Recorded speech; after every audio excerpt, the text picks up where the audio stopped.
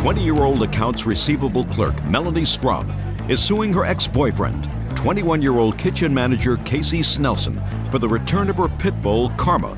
Casey is countersuing for the return of his belongings. Order. All rise. Quickly. Your Honor, this is case number 400 on the calendar in the matter of Straub versus Snelson. Parties have been sworn in, Judge. You may be seated. Sir, have a seat. Ms. Straub, how old are you? I'm 20. When were you 20? April 5th. According to your complaint, for your 19th birthday, the defendant, who was then your boyfriend, bought you a dog. You've since broken up. He came in, stole the dog. You want the dog back or the value of the dog? Mr. Snelson says that he never gave you this dog as a gift. The gift was bought for his son's 5th birthday, and he is counterclaiming for some property that you have that belongs to him. Is that right? Yes, ma'am. Were you living together? Yes. When did you start to live together?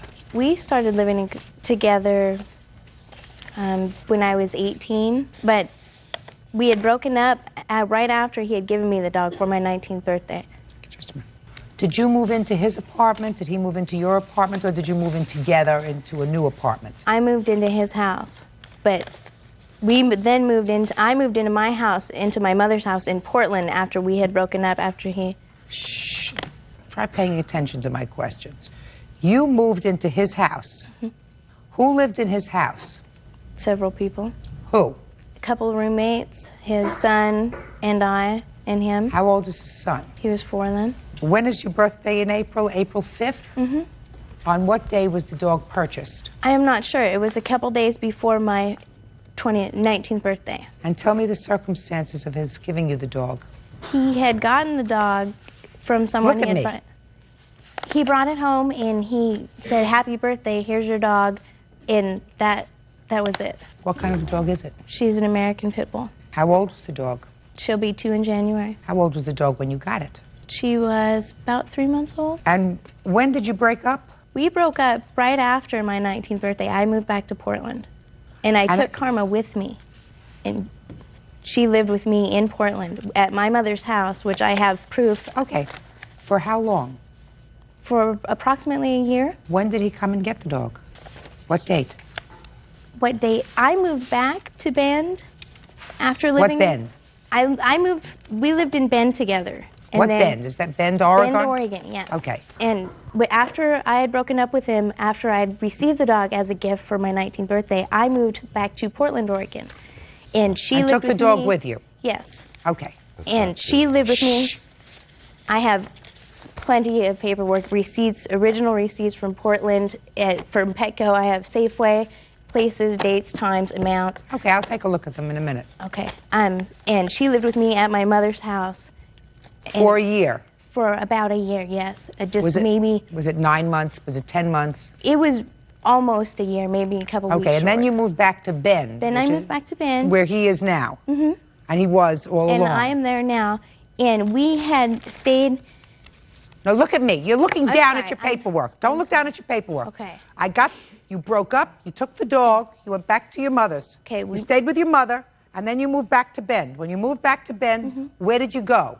To his grandmother's. And then So you went back, you were back together again? Yes. And then shortly... You were back together again? Yes. What month and year did you move back to Bend? End of April, beginning of May of this year. And when did you break up for the last time? September 3rd, when he had choked me, and I called the police and had him removed. So from May to September, you lived together? Yes. And the police removed him? They requested that he leave, yes. And I filed a restraining order the next morning. Fine. And the apartment is in my name solely. So when you moved back to Bend, you leased an apartment and he moved in with you? I thought you were living with his grandmother. We lived with his grandmother for approximately 2 months. And then I leased an apartment in my name on July 22nd of this year. And that's where the two of you were living? July, August, up until September 3rd, you were living with the dog. Is that right? Yes. Where was his son? His son was in Alaska with his mother. Is that right, Mr. Snelson? Look at me, to my sir. knowledge. No. To your knowledge. You would know if your son isn't around. You wake up in the morning, you go and look in his room. If he's not there, look at me. Well, I'm trying to look think at me. It has I been... just asked. Shh. Roughly about 8 months to a year. That your son has been over there living with his mother. mother? Yes, ma'am. Okay. Now, tell me how he got possession of the dog. After I had filed the restraining order, I had dropped it because I want to remain friends with him still. I didn't want all of this. But he had came into my house and started arguing with me and just walked in. He still had a key because I had yet to be able to get it from him. And he walked through my back French doors of my patio, came in, argued with me, and grabbed her, and then ran off with her. Okay. And he had called me That's after that. He had called me several times from a payphone and asked me if I had wanted to discuss this further, maybe repress the situation. Do you have any of his property? I have pots and pans and dishes that his aunt and his grandmother purchased for us for our house, and I would be more than willing to give those back to him. Fine. Pots, pans, and dishes. What else? You have a ring that belonged to his grandfather? I do not have a ring of his. I do not have any other possessions of his. He took everything, and he even took my DVD player upon leaving, Okay. and he had then later given it back to me. Good. The real issue here is the dog. Is that right? Yeah, somewhat. I would really like my ring and everything Pay careful back. attention to me, sir. Okay. If I can get my personal careful attention belongings to back, me. You can't pay I would careful love attention to me if you're moving your mouth. Judge Judy continues in a moment. When my mouth starts to move, your mouth stops. And the only time that doesn't happen is when somebody is usually on speed or some sort of mind-altering drug, because otherwise people know that when they're in a courtroom, judge speaks, they don't. And later today, You want her to pay for a vasectomy that she insisted that you have because she didn't want any more children. Yes, ma'am. real cases, real people. Judge Judy. Melanie Straub says ex-boyfriend Casey Snelson won't return her pit bull named Karma. Casey says he bought the dog as a birthday gift for his son. When you had an argument over a year ago with Miss Straub, did she leave Bend, Oregon, and go and live with her mother for a period of time? No, ma'am. She did not. She never left. Is that She what left, you're telling me? but no, ma'am, she did not go straight to her mother's. I didn't ask you whether she went straight to her mother's. I asked whether she left and went to her mother's in Portland. I went with her, though, is what I'm saying. You stayed with her? Yes. did not live She with came her. to live with me and my best friend in Vancouver, Washington for approximately a month and a half. Then she moved to her mother's, and it was only Right. about 3 months that Right. When we were she over there. moved to her mother's, Mr. Snelson, was the dog with her? No. Yes. Where was the dog? It was with me and my roommate and my son and his 2 kids in the apartment with us. Really? Yes. No. I don't believe you. You don't believe me? Yeah, I don't believe you. Show me the proof that the dog was with you in Portland. Show me the... Show me. Here's everything. That's got it all. She's registered under Multnomah and Deschutes County. All of her rabies vaccinations are under me. Karma Straub. I'm missing something, Bird. I'm really missing something. My eyes must be getting old. Would you point out the dog in these pictures? See a dog in those pictures? Not in those, Your Honor. Well, then what are you giving it to me for? No, that was the house that I was living at with my mother. Listen, I don't care about the house and your mother. I want you. I asked you. I'm There's not looking pictures through in all there, this Your garbage. Honor. Would you kindly look through this junk and show me proof of the dog living with you in Portland, Oregon? This is her license under Multnomah County. Here are her pictures along with all of her vaccinations and everything Let in me just Portland. see. I don't want to see the pictures. I want to see the vet bill. Okay. Good. I also have- Snelson, listen to me very carefully. Did you ever live with the plaintiff in Portland, Oregon? Yes. When? Around June of 2001 until about August of 2001. Where did you live? We lived in Vancouver, Washington, at an apartment complex there. Is English your primary language? What's that? Is English your primary language? I said to you, did you ever live in Portland, Oregon with the plaintiff? No, not in Portland. But, I mean, So the they're- answer they're is no. connected. I mean, they're connected. So the answer is no. You Okay, never no. lived with her in Portland, Oregon. Your Honor, Vancouver and Portland are connected. I have receipts that I had kept from Portland also, as well Just a as... sec. I mean, what are you laughing at? What are you laughing at? What? You said Portland, Oregon. He's talking about Washington. I thought that was rather humorous. Your Honor? There's only a tiny bridge that divides, and that's why you commute from one side to the other. There's only a small bridge that divides Portland and Vancouver. Let me ask you this question, sir. You think that if you paid your taxes to the state of Washington, the state of Oregon would say, that's really nice, we're going to... We don't care. Well, that's like my Washington, paid to Oregon, we don't care. in One is the same thing. I asked you a question. I said, did you ever live with her in Portland, Oregon? The answer is what? No. Good. Sorry. I also have original... I didn't ask you anything. In any event, your defense, sir, is that you bought this dog for your son. It was a gift for your son. Yes, is that right? It was. But your son doesn't live with you. Why didn't you give the dog to you? My son did live with me at the time. He doesn't live with you now. He hasn't lived with you in a year. No, but just because I bought the dog when my son But was the there, kid, what? was What the were you dog gonna supposed say? to go to Alaska? Why not? The dog Because his belongs to the mother child. wasn't going to take the dog, and that's my responsibility to take care of that animal. I don't believe you.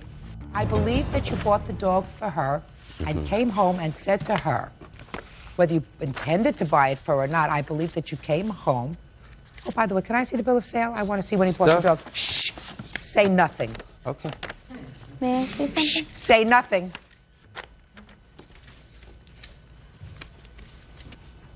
Oh.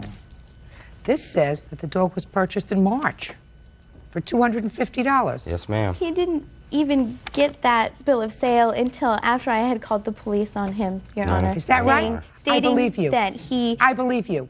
Show me the registration for the dog. Registration there, she's not... she's registered under me under Multnomah. Show me the registration. I even have a tape, Your Honor, a cassette tape, that he left a message on my answering machine stating that he wanted to give me back my dog, but I don't want to play his rules. Okay, you have that No, tape? I tried to be very civil between this case, and we tried to work on a competitive level. You see this receipt?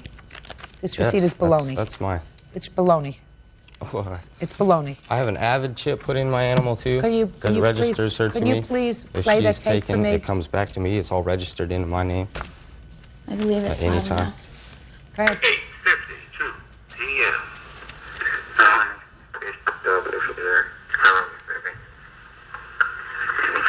I can't hear it. I didn't want to see you because I did want to stay.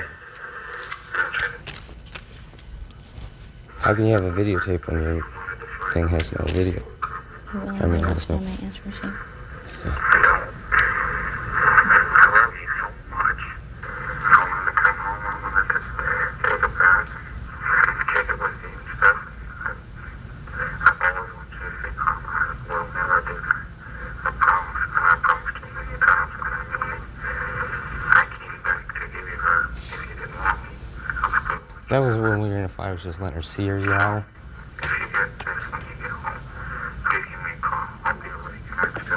You said what, That was sir? when we were in an argument, and this was during a time where we were commuting back and forth. She was meeting me behind my grandmother's house so she could see Karma and stuff. Then we tried to hook back up. We hooked back up and stuff after this tape and everything. We did not. We had been together after this. No, Yes, we So did what? not. Shh. So what? You said I'll give you back Karma. For the night. That's for the night. You're full of Your Honor. baloney. That's not for... Mr. Sneelson. No. Mr. Sneelson. No. That's Mr. bull- Sneelson, two things. First of all, lying is something. I know. And this is all lies. That's why I can't understand Lying is this. something This that is is just objectionable to absolutely me. ridiculous. You take drugs. No, Your Honor. What I want you to do is, when my mouth starts to move, your mouth stops. Do you understand? I know. And the only time that doesn't happen is when somebody is usually on speed or some sort of mind-altering drug, because otherwise people know that when they're in a courtroom, judge speaks, they don't. Do you understand that? So I believe that this is her dog. I also believe that she is not going to be able to get this dog from you. Do you understand?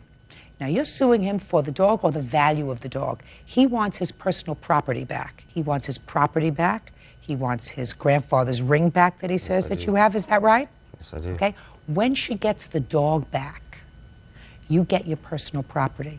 Do you understand? Other than that, you get nothing. It's already gone. Now, good. So it's already gone. So then all I have to do is I have to dismiss your counterclaim, because that you're not getting back. If she has your grandfather's ring that you said has so much does, sentimental but value to you, that's have gone, receipts. along with your other stuff. Now, I don't believe he's going to give you back this dog. And the truth of the matter is, I think it's a good idea, because I think that there's something wrong with him. I think it's a good idea that you have no connection with him. Me too.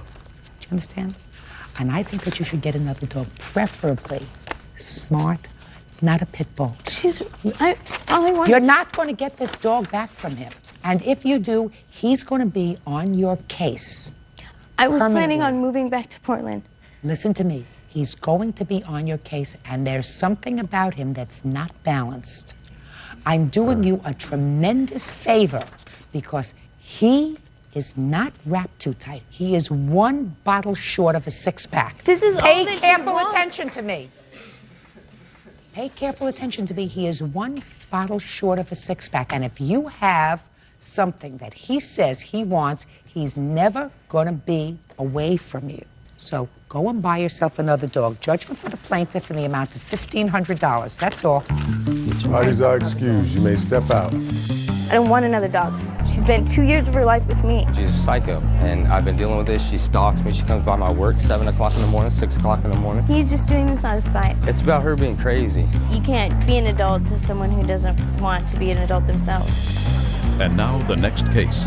All parties in the matter of Morin versus Baird. Step forward, please. Photo technician Joanne Morin is suing her ex-fiancé, construction plans examiner James Baird, for the cost of a cruise ticket. James is countersuing for the return of a suit and for the cost of a vasectomy. All right, Bert, I've read the papers in this case. Don't get comfortable. We're not going to be long. Okay. Miss Morin, you and the defendant dated. You were supposed to go on a cruise together. You couldn't go because a relative, I think your father, became ill. The defendant went with 2 of his children, but your son had paid for the cruise ticket. In any event, you say that he owes you $200. He says, more than happy to give you the $200, right? Give me back my suit that I left at your house. Is that right? Yes, ma'am. That's the suit? Yes, ma'am. Give him the suit, Bert. This I is told you, easy. this case has lots of little parts, but we're going to handle them all very quickly. Good. Now you have your suit. The suit goes on your side, and plaintiff gets $200. Are you happy? Good. On your side, you have a counterclaim. Yes, ma'am. Your counterclaim is twofold. A, you wanted your suit back, you got your suit. You want her, A, to give you back the engagement ring. Oh, the money for it, yes. Where's the engagement ring? I have it with me right here. Perfect. You want to see? No. Goes back. Goes to his team. Happy now? Almost. Almost. The other part you're not going to even be happy that you raised, sir. You want her to pay for a vasectomy that she insisted that you have because she didn't want any more children. Yes, ma'am. Right?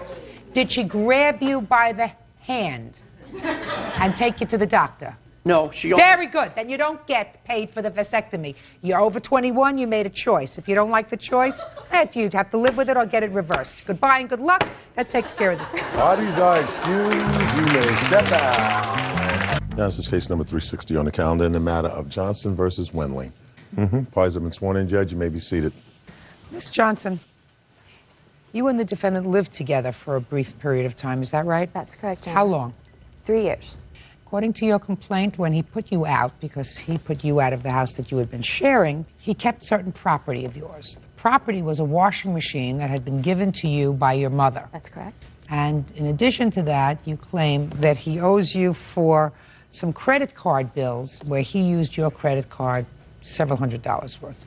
He says that you can have your washing machine back, but you have to give him the $250 that he put into the washing machine. In addition, he says that the only thing that he charged on your credit card was a $60 pair of shoes. The defendant has a counterclaim. He says that you damaged his car at some point and that you shrunk his slip covers when you washed them because you were a poor laundress. Is that right, sir? Yeah, she don't know how to do laundry. Well, that's unfortunate. I'm sure she has attributes other than laundry. Yeah, she does. Good. So get over the slip covers. Now, when did you stop living together? It was August the 5th, the day after the Brickyard 400 in Indianapolis. All I heard was August the 5th. The rest of it I didn't hear. Oh, I'm sorry, August the 5th. Did you say anything after that? Yeah, I said it was the day after the Brickyard 400. That's how I remember, but that's really not important. August the 5th. Mr. Wendling, I'm going to get you a counterclaim first because I like to dispose of things in a neat way. The slipcovers she laundered when? In July. It was right before August 4th. But you were still living together when she did the laundry, and she Yes. laundered the slipcovers. Yes, ma'am. And she didn't do that on purpose because she was angry with you. She just laundered the slipcovers. No, she didn't. I asked her not to do it. I told her that if she did wash it and dry it, that it would shrink and you wouldn't be able to put it on there. Okay. And she did it anyway. Now, when was the damage to your car? The car was damaged on November 4th, Of 2001? 2002, day before voting day. I thought you broke up in August. We did. We have kids together. Just August 5th, 2002, you broke up. So you mean the car was damaged after you broke up? Yes. Really? What happened to his car? Well, he claims that I No, drove you it. tell me. Don't tell me what he claims. I didn't damage his car. I took it down to the gas station and came right back and did What no were you damage doing to his driving car. his car? I asked him if I could drive it. My car was in the shop, so he said that it was fine to drive his car. No, that's a fib. That's a fib that you're just telling me, Miss Johnson. I don't like when you fib to me. Can I tell you how it happened? Sure. I tend to believe you, Mr. Wendling. Okay, on November 4th, day before she goes to school, Mondays, Tuesdays, Wednesdays, etc. We have a 2-year-old boy together. Plus, she has a 4-year-old son from her previous marriage. I go over to her house because I just don't like anybody to babysit my son. Tell me what happened with the car. Okay, anyway, make a long story short, the day of the 5th, we were arguing about the washer before she went to school. I didn't want my son to hear us arguing. We went out there, she kicked the quarter panel on my car, which she gets, mad and crazy all the time. So anyway, that didn't matter to me. I went back in the house, she went to school, me and my sons went to sleep. I'm a block mason, and I work real hard every day. You went to sleep. Come on. Yeah, I went to sleep Tell on me, the couch. let's get to the She car. came home, I was asleep on the couch, got mad, tried to wake me up. Her car was not working. She took my car, took it to the store. When she brought it back to her house, there's bumpers that separate the grass from the concrete. They're about this high. I have a Firebird. They're low to the ground. She ran up on I've done it myself. Okay, and I have You pictures. go over and it goes over fine, but when you try to pull back, everything comes off the car. Is that what happens? Yes, ma'am. Okay. Is that what happened?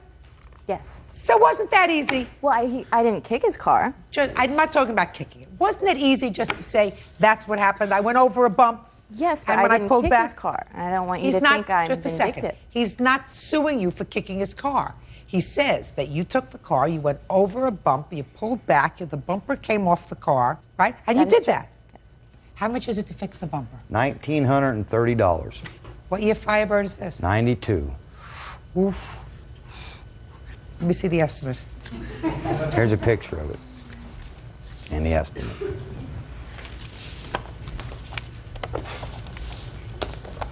And the kick dent is involved in that 1932. Is or is not? It is. And she's wrecked all my cars, Your Honor. Every car that I've owned, she's wrecked. All right, I can find the fender, because that you're not interested in, right? Well, yeah, I'm interested in it. You just told me a minute ago that you Well, were going to she's suing forget it. me, so I'm going to sue her back. Shh, just a second. I mean, what's right's 3 right. hours painting is 2 hours and 8.5. Okay, now let's talk about this washing machine. Your mother gave you a washing machine as a gift? Yes, she did. Did Mr. Wendling put down $250? No. He says he did, but he did not. Tell me about it. Well, his birthday is in the end of June. He acts like the whole month of June is like his birthday month, so he does. And he didn't give me any money at all in June. We were arguing in July, and he didn't give me any money in July. So I don't know where he's getting that he gave me any money whatsoever. Well, He didn't could you even- please tell me when the washing machine was purchased? It was in June. Who went to purchase the washing machine? I did, and I put it on my mom's credit card. Can I see proof of that? I don't have it with me. I asked her for it, and she didn't give it to me. So Oh, I don't have it. because she said, I'm tired of talking about this, is what she said, because we've been Well, going that's round and ridiculous. round about this. Well, so that's ridiculous. that's what Why? she Can I said. say something? Sure. Like I said, I was a block mason, so I got concrete all over my clothes. I've had 3 washers on my back porch for months because they're broke.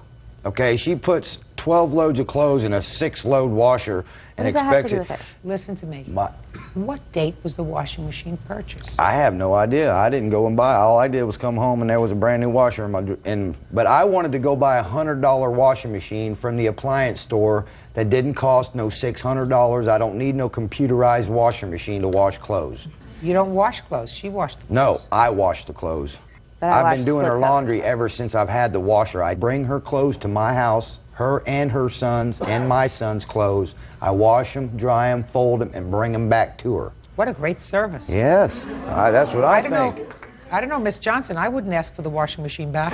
Right. That's what I'm thinking. Yeah, he sounds I wouldn't like ask a really for the great washing guy. machine back. That's a great gig. Real cases, real people. Judge Judy. Melanie Johnson says ex-boyfriend Tony Wendling owes for the return of property and for unpaid credit card bills. Tony says Melanie damaged his car and shrunk the slipcovers to his couch. Okay. How am I supposed to know what your mother paid for the washing machine? I don't know. Like I said, Well, I don't know. asked If you her. don't know, I don't know. How am I supposed to know that? I don't have anything, so. Well, where did you buy it from? At the Home Depot. Where did you think you were coming to today? You come to a court, you say, listen, you go to Home Depot and you say, I lost my receipt. I bought this washing machine here a few months ago. Could you please either give me a duplicate bill or something to show what the washing machine cost? Well, I don't have a car, and he won't let me drive his car anymore after the incident. Well, I know. She wrecks them. So you don't know how much the washing machine was? Yes, it was $300, around $300, a little bit more with tax. You can call my mom and ask her. I'm not calling your mother. When you come to court, you're supposed to prepare your case. You say that he put things on your credit card. Where are the bills for that? I don't have that either. What do you have? I have pictures of some of the stuff he has. I don't want to see pictures. I'm asking for two main things. I need a bill for the washing machine, and I need a copy of your credit card statement because you said he put $600 worth of stuff on your credit card, and you don't have your credit card statement. No, so you have nothing. So your case is dismissed. Now let's get to your counterclaim. I think that she drove... Put your hand down. Sorry. Put your hand down. I find that she drove your car without your permission, and she damaged it. And they want $1,930 to fix it. $230 of that is to take out the dent in the... You said she kicked your car. Yeah, well, initially... Frankenstein boost they got. Speak not. Initially, you said to me, I'm not interested in kicking, I'm just interested in what she did to the bumper. So I have deducted $230, leaving $1,700, which I am awarding you, sir, on your counterclaim. Do you understand? Yes, ma'am. Good. Goodbye. Parties are excused. You may step out. Well, he was portrayed as a really nice guy, and really he's not a nice guy at all. Everybody has opinions. He tries to make himself to be like this great person, and he's really I not. do her laundry every day. As far as him taking my laundry and doing it, he doesn't do that. He just tried, and everybody was like clapping. That is such a lie. He doesn't do that. Fold it and bring it to her. It's like, you know, what more could you want? There's a lot of bitterness and anger, and I think that's what it's over. Stuff happens to everybody. I mean, yeah, you get angry. I probably need to move like out here and let him stay back in Indiana so we can be like really far apart. Don't let girlfriends drive your cars. Don't get involved with men that are 10 years older than you. And now the next case. All parties in the matter of Cox versus Davis. Step forward, please. 21-year-old software tester Cameron Cox is suing her ex-boyfriend, 25-year-old bartender Jeremy Davis, for the balance on a car. Jeremy is countersuing, accusing Cameron of cashing 2 of his paychecks. Miss Cox, how long did you date Mr. Davis? We met in November, we started dating in December, and we broke up in May. And when did you decide to put a car that he wanted in your name and put down the deposit? In February. So you knew him less than 2 months? While we had been friends since November. You dated him for less than 2 months. You had a relationship with him for less than 2 months when you decided to do that. What do you do for a living? I'm a software tester. So you're an intelligent gal. You have skills and all that stuff. Ever watch this court before on television? Are you paying attention when you watch? Huh? Yes. Well, I'm paying good attention. Because according to what I read here, what you did was, he wanted to buy a car, he had lousy credit. You said, okay, put the car in my name, which means the loan will be in your name. I'll put down half the down payment, $3,000. You pay for the car, you pay for the insurance. And that was the deal that you say you had with him, right? Yes. And then a few months later, the romance is over. He takes off, leaving you with the car, which was repossessed. You say it's not your car. You had nothing to do with it. The car was repossessed. It's her problem because the car wasn't in your name, the loan isn't in your name. You don't know why you're here. Is that right? Right. See what I mean? And you say, Mr. Davis, not only that, but she took 2 of your commission checks. Correct. And forged your name to 2 commission checks and cashed them, and you are counterclaiming.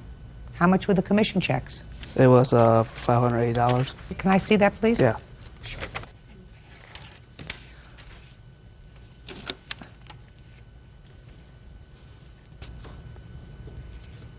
Did you forge his name to these checks and cash them? Only one of them, with his permission. Okay, which one? I don't know. One is dated 4/11, one is dated 4/18. It was the last one. Okay, and what did you use the money for? For what he owes me. You mean on the cars? No, to go for what he owes me when we broke up. I made a contract. Can I see it?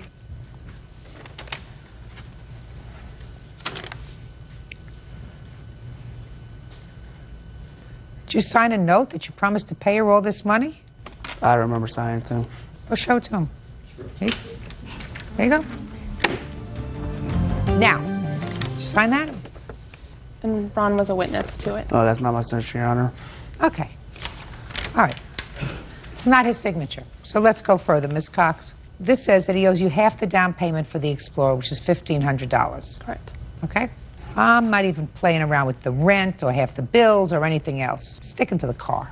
Could I say something, Your Honor? Now, I'll get you in a second. The time in February when you got this Explorer for him, did you have a car? Yes, I have a car fully paid for. What kind of car do you have? I have a Toyota Celica. Is that what you have now? Yes. What year car is that? 2000. Is it correct, Mr. Davis, that at the time that you and Ms. Cox were dating, she had a Toyota Celica, 2000?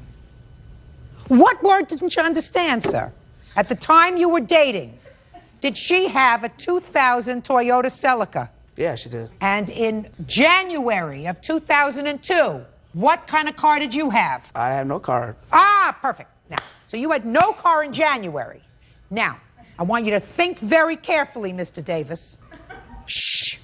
In March, on March 7th, 2002, at 6 o'clock in the evening, think about what I'm saying to you.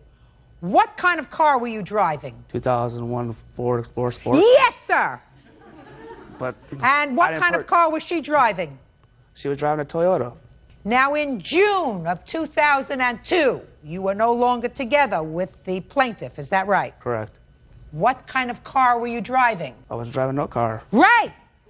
What did you do with the Explorer? I didn't do anything with the Explorer. I You didn't just purchase left it there. Yeah, because it was in her name. She purchased, she financed it.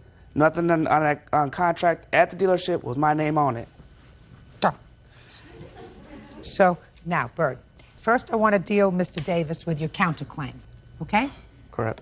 You claim that the plaintiff forged your name to 2 commission checks totaling almost $600. Correct. And she kept that money. Is that right? Correct. She kept that money? She kept that money. Right. Return this to him. I can't tell whether she forged your name. So your counterclaim's dismissed. You got that so far? Tell me about this car being repossessed. When was it repossessed? I did a voluntary repo in the middle of June. Once we broke up, he was supposed to go get anger management classes because he was abusive during the relationship. Oh, so in the short time you were together, he was also abusive? The last month, he became abusive. Ms. Cox, so listen to me. In the few short months you were together, he was also abusive. Only in May. He became abusive towards the end of the relationship. Relationship wasn't that long. Now, keep your money in your bank. Your head on your shoulders and your money in the bank. 2 good things. If you think of nothing else when you leave here today, keep your head on your shoulders and your money in the bank. So you did a voluntary repo of the car and you sent it back to the credit company, and how much did they sell it for? And they sold it for $11,000, and this is the remaining of what I owe. What kind of work do you do, Mr. Davis? Bartender. How long have you been a bartender, sir? For about a month. Before I was doing that, I was a fork truck driver. A what? Fork truck driver. Well, what happened to that job? Well, but I just wanted to bartend. Don't you make more money driving those heavy machines? Yeah, you do. But I like the bartending scene, so chose that. You like the bartending scene? Yeah, meeting new people. You still owe $8,000 on this car, $8,800 on this Yes. car? Could I say something, Your Honor? What? I had received a call from Cameron that she had called me and said I messed up, and I was, well, what are you talking about? She had spent a lot of money on 8 ball of Coke, used it all. She called me crying on the phone. God. What does that have to do with the Explorer? What does that have to do with your Explorer? Would you answer my question? Do what now? Mr. Davis, I'll have a vodka martini straight up. Can you hear that? Can you hear that? What does one thing have to do with another? Just wanted to make sure that I wasn't doing anything wrong, you know. Perhaps mocking Mr. Davis because he suffered from a hearing impediment. He doesn't suffer from a hearing impediment. He suffers from selective hearing, which is very much in tune with his gender. Judgment for the plaintiff in the amount of her request, $3,000. Your counterclaim's dismissed. Goodbye, Mr. Davis. Parties are excused. You may step out. Now, this is case number 406 on the calendar in the matter of Coles versus Plunkett. Parties have been sworn in, Judge. You may be seated. Ma'am, have a seat. Miss Coles, how old are you? 19 years old. Do you work? Not at this time, I don't. What do you do? I was a student. I'm not doing anything right now. Who do you live with? My mother. How do you know them? I know Kunta Plunkett. I met him at a bar in the casino. What's his first name? Kunta. Who is that? That's me. How old are you? 25. What do you do for a living? I'm a millwright. What does that mean? It's like a machinist. You get paid a weekly salary? Yes. What's your salary? About $700. And what do you do for a living? Construction worker. You his brother? Yes. How old are you? 28 years old. How did you meet her? We met at the casino last year. Did you go out with her? Yeah. For how long? About 7 months. Did you go out with her exclusively? Yeah. So you didn't see anybody else? I did not, no. Okay. Now, Ms. Coles, it's your claim that these two gentlemen scammed you out of almost $4,000. And I want you to tell me how that happened. Okay, it came about that he asked me one day. Who's he? Kunta asked me if I had a checking account. I want you to look at me when you speak. If you had a checking account. If I had a checking account. And I told him yes. And then he said he knew a way that I can get free stuff. And he told me how it was done. Well, why don't you explain to me what he said to you? He said that... I want you to look at me when you're explaining this. I am.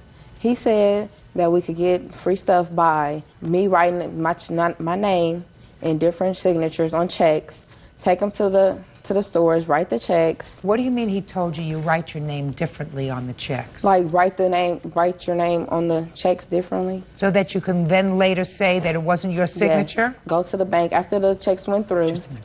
I'm sorry. Okay. What were you going to tell them at the bank? Let the bank contact me after the checks went through. And when the bank contacted me, let them know that I didn't write the checks. And he made it sound real good. You mean like it was a good way of... Like the bank would pay for everything. I wouldn't pay for anything. I was stupid. I mean... Stupid? You knew that it was wrong. You knew it was wrong. Not yes. What do you mean not yes? What does that mean, not yes? I mean, yes, I knew it was wrong, but I wasn't thinking at the time, Your Honor. Well, you better start thinking. I did right after it was too late. So you went shopping with the two of them? Yes, he asked me to buy some stuff for his brother, Arthur. His brother would pay me back. No, he didn't. Yes, ma'am, yes. No, did you write checks for Arthur stuff? Yes, ma'am. Well, if you wrote checks for Arthur stuff, it was your intention, Miss Coles, that the bank was paying. But he told me he would pay me. No, he did. Miss Coles, okay. Let me make this clear to you. Already you told me that you were a thief. Shh, please, this is not funny. Already you explained to me in detail why you were a thief. I don't want you to be a liar, too. I'm not. Because listen to me carefully. What you just told me, Miss Coles, was that you went along with a scheme to defraud the bank by writing your signature in different ways so that later you could disclaim that you ever wrote those checks, so that the bank would think that somebody got a hold of your checks Yes, ma'am. and forged your signature, so that he wasn't going to pay you back for the stuff because you weren't going to pay for the stuff to begin with. The bank was going to pay for it. But, Your Honor, they told me he would pay me. He said he would give me something. And after it was done that weekend, I realized that what I did was wrong. And I went to the bank. I called the attorney. I told her everything that happened. And she advised me to go to my bank and talk to my bank manager. That's exactly what I did. And I stopped myself from getting in any more trouble. And I paid $3,363 of it off, and I'm still paying for it. And all I want is for them to pay for the merchandise that they have. I want them to take responsibility of what they did. What they did was make a fool out of you.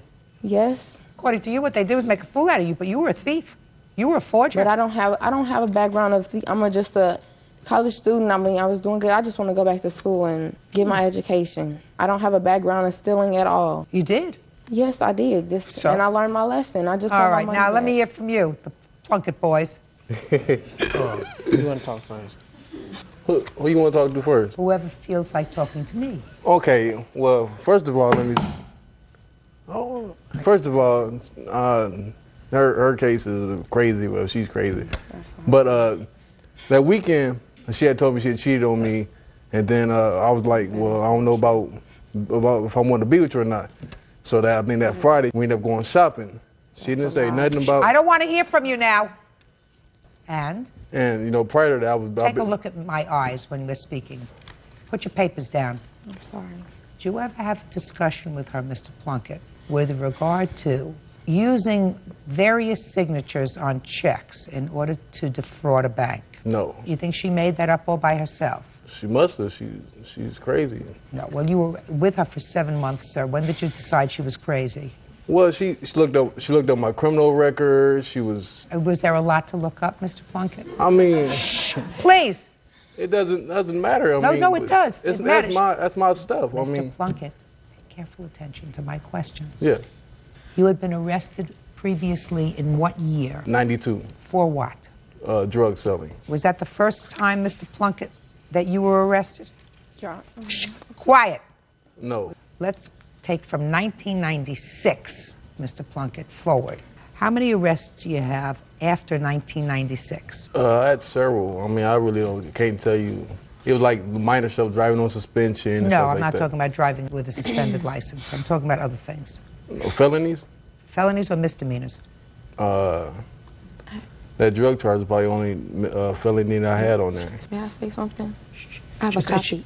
You have a copy of this Yes, arrest ma'am. record? Maybe it'll refresh his recollection. Can I see it, please? Yes, ma'am. That's how crazy she is. I have pulled a copy. That's not crazy. I have both of theirs, Your Honor. I'd like to take a look at that. Okay. Make it much easier for me. Oh, it's almost a novel. Judge Judy continues in a moment. I don't like you, Mr. Plunkett. The fact that you are not a nice person, the fact that you have absolutely no moral fiber, the fact that evidently it runs in the family because you got a brother who suffers from the same affliction. Total losers. Real cases, real people. Judge Judy. Serena Cole says her ex-boyfriend, Kunta Kinte Plunkett, and his brother, Arthur, conned her out of thousands. Serena says the brothers were using her to run a bad check scam. What were the arrests for false information, Arthur? Giving the wrong name or something. Or something. I don't deny nothing, you know. I know I'm not an angel. I don't deny. Sure aren't an angel, sir. You know, I don't deny me having a history or whatever. I don't know the plaintiff. Why, if you don't really know her, sir, why would you let her purchase things for you? Well, things that I received from the plaintiff, I was under the intention that it came from my brother as a housewarming gift. I had just purchased a house. I didn't ask What did you purchase for Arthur? It's right here, ma'am. Let me see what you purchased for Arthur. It's both of theirs. I want to see what you purchased for Arthur. For me, she purchased a table and a mattress set from the Salvation Army. You just said to me 2 moments ago she didn't purchase anything from me. Anything that I got from my brother. Yeah. Now you say to me she purchased mattresses and a table for you. Were you with her when she purchased it? Yeah, we were together. Yes. My mother was with me also, and I didn't ask whether your mother was there. I said, were you there with her when she purchased it? Yes. So then you knew it didn't come from your brother. no, I was under the intention that it did come from my brother. I don't know what you mean you were under the intention. I have no idea what that means. Does that mean you were under the impression? I was under the impression. That's Right. better. Exactly. When I just purchased the house, I didn't have a bed. And me and my brother had discussed I was needing a bed. He said, well, okay, I know where you can get a cheap bed. It may be used, but it's something for you to sleep on. Yeah. And so I'm the only one that had a truck, and she needed a ride. He was there with me also. And so he picked out the bed. It was just a used Salvation Army bed. Who paid for it? Serena. Look him. Yeah. Serena. Why would she do that for you? Because she was my brother's woman. Ex-woman. So before you were mistaken, Arthur, when you said that anything that you got came from your brother, you actually were with her when she bought you a bed and a table. Yes. Yeah, Is that right? Yeah, we were all together. No, we were not. Can't you just say yes? Yes. So you were together and she purchased it. Now you're telling me she purchased it for you because She's your brother's woman. Yes. So you know that she's your brother's woman. Yes. You know her well? Yeah, I seen her at my brother's house. And Have you ever been to her house? yeah, I've been to her house. So you know a little bit about her. Fairly. What does she do for a living? She was a student, and She was a student. yeah, and Right. She was a student. Yeah, and some odd jobs or telemarketing, whatever she done. And she lived at home, is that right? Yes. You're in construction. Where do you think she got the money to buy you a mattress? According from what I heard, they were going to buy a truck, and it was his money included with hers. According for what you heard from whom? From my brother. I just heard them talking about it. So I'm under this assumption that their money were together.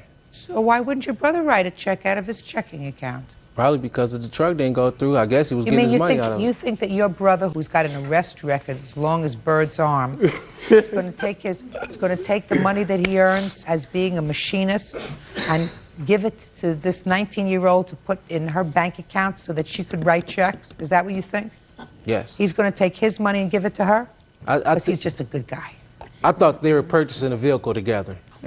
So you think that your brother took the money that he was earning and gave it to her and said, honey, I want you to put this money in your checking account that's only in your name. Look at him. He can't even, he said, me, I'm not that stupid. Huh? But you think he's that stupid. Well, What I want to know is, you think your brother is that stupid? Because he doesn't think he's that stupid. Right. I don't go to the store and say, hey, let me see your checks, or let me see whose name is on it. That's not what I'm asking you, sir. Yeah. You're not following what I'm asking you, Arthur. Yeah, I never knew whose name was on it. I'm asking you whether you think your brother is that stupid that he would take his money and give it to her and say, you put it in the bank in an account in your name. No, I don't think he would give you something for just her name. That's what I want. So he wouldn't be that stupid. Right, he wouldn't. Okay. So if he's not that stupid, then he would have a joint checking account with her, right? Something joint. So that when you went to the mattress place, he would have written a check. Possible. But he didn't. Not that store. Not that store. Where did he write a check for you? The salvation. Arthur, in what store did your brother write the check? He has a checking card, a check card. Debit card. Debit cards. In what store did he use his debit card for you?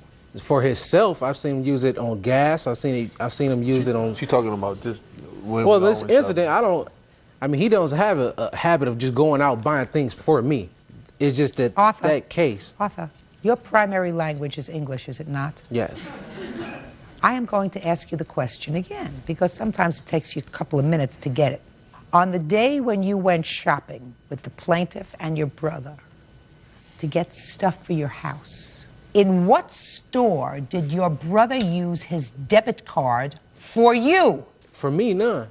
That's an answer, Arthur. You see how easy that is? Yeah. Now, you would like me to believe, sir, that these were gifts that she purchased for you because you found out, according to you, that she had cheated on you. God forbid, because you've never cheated on her, right? And she wanted to make that up to you by going out and spending thousands of dollars in this scheme that she concocted all by herself, because she's not smart, right? Evidently. Where's all this stuff? The stuff she purchased after finding this out, the total of mine came to about $200. I don't know where $1,500. Shh. Okay, so it came to $200. So what'd you do? I still got the bed and the table. Did you give her back the money? No, I didn't. It was a gift. I wasn't supposed to. Well, then you found out that she had this elaborate scheme that, let's say, was her scheme. And she went to the bank immediately and she said, listen, I don't want to get into any more trouble. Yeah. So why didn't you just give back the stuff? Well, I talked to her lawyer, and first it was like $1,200. Then it's just been going up, you know. So from there, I seen myself getting deeper and deeper, and I called my lawyers. And they told me, if she doesn't have contract, if she doesn't have it on paper, deal with that.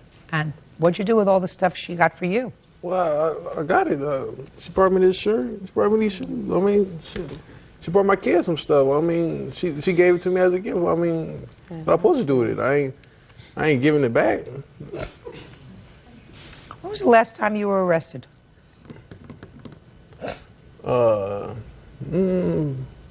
Probably about 98, maybe longer than that. No, you're right, 98. You're more recent than that. Yes. Never been involved with no check cashing, schemes. No, crack, cocaine, robbery, firearms, knuckles, brass knuckles, possession by a convicted felon, filing false information, controlled substance. All before the age I was 18? No.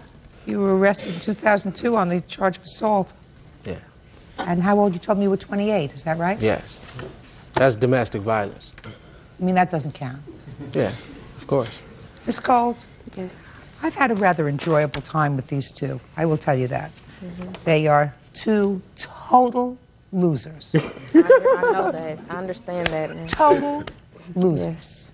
Yeah, right. Will always be.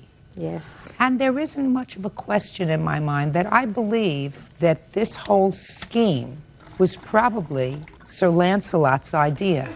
Yes, it was, Your Honor. Miss Coles, they're not going to pay a penny. You did it. But they have the merchandise, Your Honor. I just want them to pay for the merchandise that they have. I have learned my... I learned my lesson. Good. I'm paying for... Good. I'm glad you learned your lesson. And I just want them to pay for what they have, Your Honor. I don't want them... But for you, they wouldn't have anything, madam. Thank you. But I have a letter from my lawyer stating that they said they would reimburse me, Your Honor. Let me take a look at the letter. Let me see what the letter says. Is my signature on that letter? What? Is my signature going to be on that letter? I don't think it is. Close your mouth. I don't like you, Mr. Plunkett. The Why, fact that I'm teaching her a lesson, you're a loser. Your brother's a loser. Thank you. That doesn't necessarily mean she has to be a loser forever. She's 19 years old. But for the fact that she embarked on a scheme to defraud the bank by herself, she wouldn't be in this pickle. She didn't have to listen to you. Somebody says to you, jump off the Brooklyn Bridge, let's see how it feels. They do it, then they're stupid. You're not responsible, she's responsible. The fact that you are not a nice person, the fact that you have absolutely no moral fiber, the fact that evidently it runs in the family because you got a brother who suffers from the same affliction, that's not something the law can deal with. Where's the letter? I left it in my case. Well, I'm sorry. It really doesn't make any difference. Oh, my goodness. It's a very tough lesson, Miss Coles. By the way, when you came home, you told somebody about what you had done? Yes. Who did you tell? My sister. And your sister said, you're going to go to jail. You better take care of this. Is that what happened? Yes, ma'am. Yeah, right. And I did take care of it. I was working 4 jobs to get out of this. And I just want them to pay for some of it. I mean, That would be the right moral thing for them to do, to pay for some of it. That would be the right moral thing for them to do. They are amoral people. I just want them to They are without morals, Miss Cole. And you should have known that because you're not a stupid girl. Somebody tells you to fake your signature so that the bank is going to pay out money, and then you're not going to have to pay because you're going to fill out an affidavit that says that's not my signature, when in fact it was your signature. My 10-year-old grandson would know that that's fraud. What do you want from the courts? You cannot come into a civil court and say, I want what's right to happen, because in order to do that, you have to come in with what they call in the law clean hands. You have to come in and say, I did nothing wrong. They did something wrong. I have clean hands. They have dirty hands. Somebody who doesn't come into court with clean hands cannot ask the court for help. Do you understand that? If you don't understand, I've just explained it to you. Goodbye. Parties are excused. You may step out. This is case number 344 on the calendar in the matter of Burke versus Boma. Thank you. Parties have been sworn in, Judge. You may be seated. Folks, have seats, please. Ms. Burke, the defendant is a former boyfriend of yours. It is your claim that he kicked your car. He was angry. The defendant has what is an interesting defense, which I will get to in a moment. When did this happen? This happened on September 9th. Don't ask me. I don't know. I wasn't there. Yeah, it happened on September 9th. Where were you? We were driving, and it happened in a parking lot in Racine in Fazino's parking lot. Well, tell me about it, Ms. Burke. Tell me slowly. Okay. We weren't going out at the time, so I said I was going to keep a civilized relationship and take him to find some jobs at the mall. So we went to the mall, and he got some applications, and on the way back, he was going through my CDs in the back of my car. He was sitting in the back? He was sitting in the back. You were driving? I was driving, and my witness was in the front passenger seat. Go ahead. So he was going through my CDs, and he stole from me in the past, so I told him to stop going through my stuff, and he refused. So I What did he say? He says, no, I'm not going to quit going through your stuff. So then I pulled the car over, And I said, well, then get out. And he says, no, I'm not going to get out. So then I said, okay. And I got out of the car, and I moved the seat because it's a two-door car. So I moved the seat so he could get out. And he said, if I get out, I'm going to mess up your car. And I said, okay, then get back in. So I kind of pushed him back in the car. How did you push him? He was halfway out of the car. And you pushed him back in? Because he said he was going to mess up my car. I just kind of pushed him back in the car. It was nothing serious. You know, I didn't do anything to hurt him. I just didn't want him to mess up my car. So then he got out, and then he pushed me out of the way. And then I pushed him back into the car. Now, how did you push him back into the car? I just kind of pushed him. Go ahead. And then he kicked the car, pushed me out of the way one more time, kicked the car, and ran. Okay. Now, Mr. Boma, you acknowledge that you kicked the car. Yes. But you tell me your version of the events, sir. Well, You were going through her CDs in the back of the car. Yes, because we were going out for about 1.5 years, and I had gave her some of my CDs, and you know we was going through some difficult times, so you know we was fighting. So you were looking for your CDs. My CDs. And she told you to stop, and you said no. She stopped the car. She said get out. That's where we're up to, because that you agree with. Yes. Okay. Now you tell me your version of the events from that point, sir. Okay, and then as she told me to step out of the vehicle, she told me to get out. I said no. I had gave you money to take me to these places and back to my house. She said it the second time. I was trying to get out of the car, and then she had pushed me. That's when my witness came in. He seen that. Don't tell me what he saw. Then I got out of the car, and then she had pushed me, and then she slapped me across my face. And she slapped you? Yes, and then that made me angry, but I know I'm not to hit a woman. You know, I was raised really good not to hit a woman. So then after she smacked me, instead of hitting a girl, taking out my frustration, I had kicked her car. At what point did your witness come on the scene? When he was driving down the road. He was driving down the road. Yeah, go ahead. And he was like a few cars behind, like about 5 cars behind. Keep going. And he thought that I might be with her, so he was following to see if I was with her, and then he seen that. Don't tell me what he saw. I'm just asking you where he was. He was coming down the same road, but he was a couple cars behind, so as I stepped out of the car. He pulled into the parking lot. He didn't pull in the parking lot. He didn't? No. He was just driving by. Yes, and he He recognized. was driving by. It was a traffic jam. Tell me your name. My name is Caesar Angeles. I was like 6, 7 cars behind him. I seen him driving. He called me earlier in the day. I was at the studio. And I seen him. What studio? Greenhouse Records. We rap, so you know. Who raps? Me and our crew. What about him? No, he's just my guy. He's my son's uncle. So I know him. And then I was following him. I seen him driving, and I was following him, and it was like a traffic jam right in Fasinos. It's a busy intersection. And I was in the traffic jam, and I seen it all happen. He was trying to get out the car, and she pushed him. She pushed him really hard and smacked him. And I was like, dang, what's going on? And I looked at her, and I was like, and I was right there, right in front of Infocinos. She smacked him, and then all I seen, he smacked him, and then he said something to her and kicked her car. And then the traffic jam stopped, and I had to keep on driving, and I turned around, and then I came back and picked him up. Step up here. Tell me your last name. Ashman. You were in the front passenger seat, is that right? Yes. Did you see Miss Burke slap the defendant? Yes. Of course you did. You slapped him in the face. Good girl. Have a seat. How come you left that out, Miss Burke? It all happened so fast. Miss Burke, how come you left that out? I didn't mean to leave it out. I may have slapped him in the face, but I wasn't intentionally trying to slap him in the face. I was trying to push him away from me because he had pushed me. No. You intentionally slapped somebody in the face. I didn't intentionally slap him. Yes.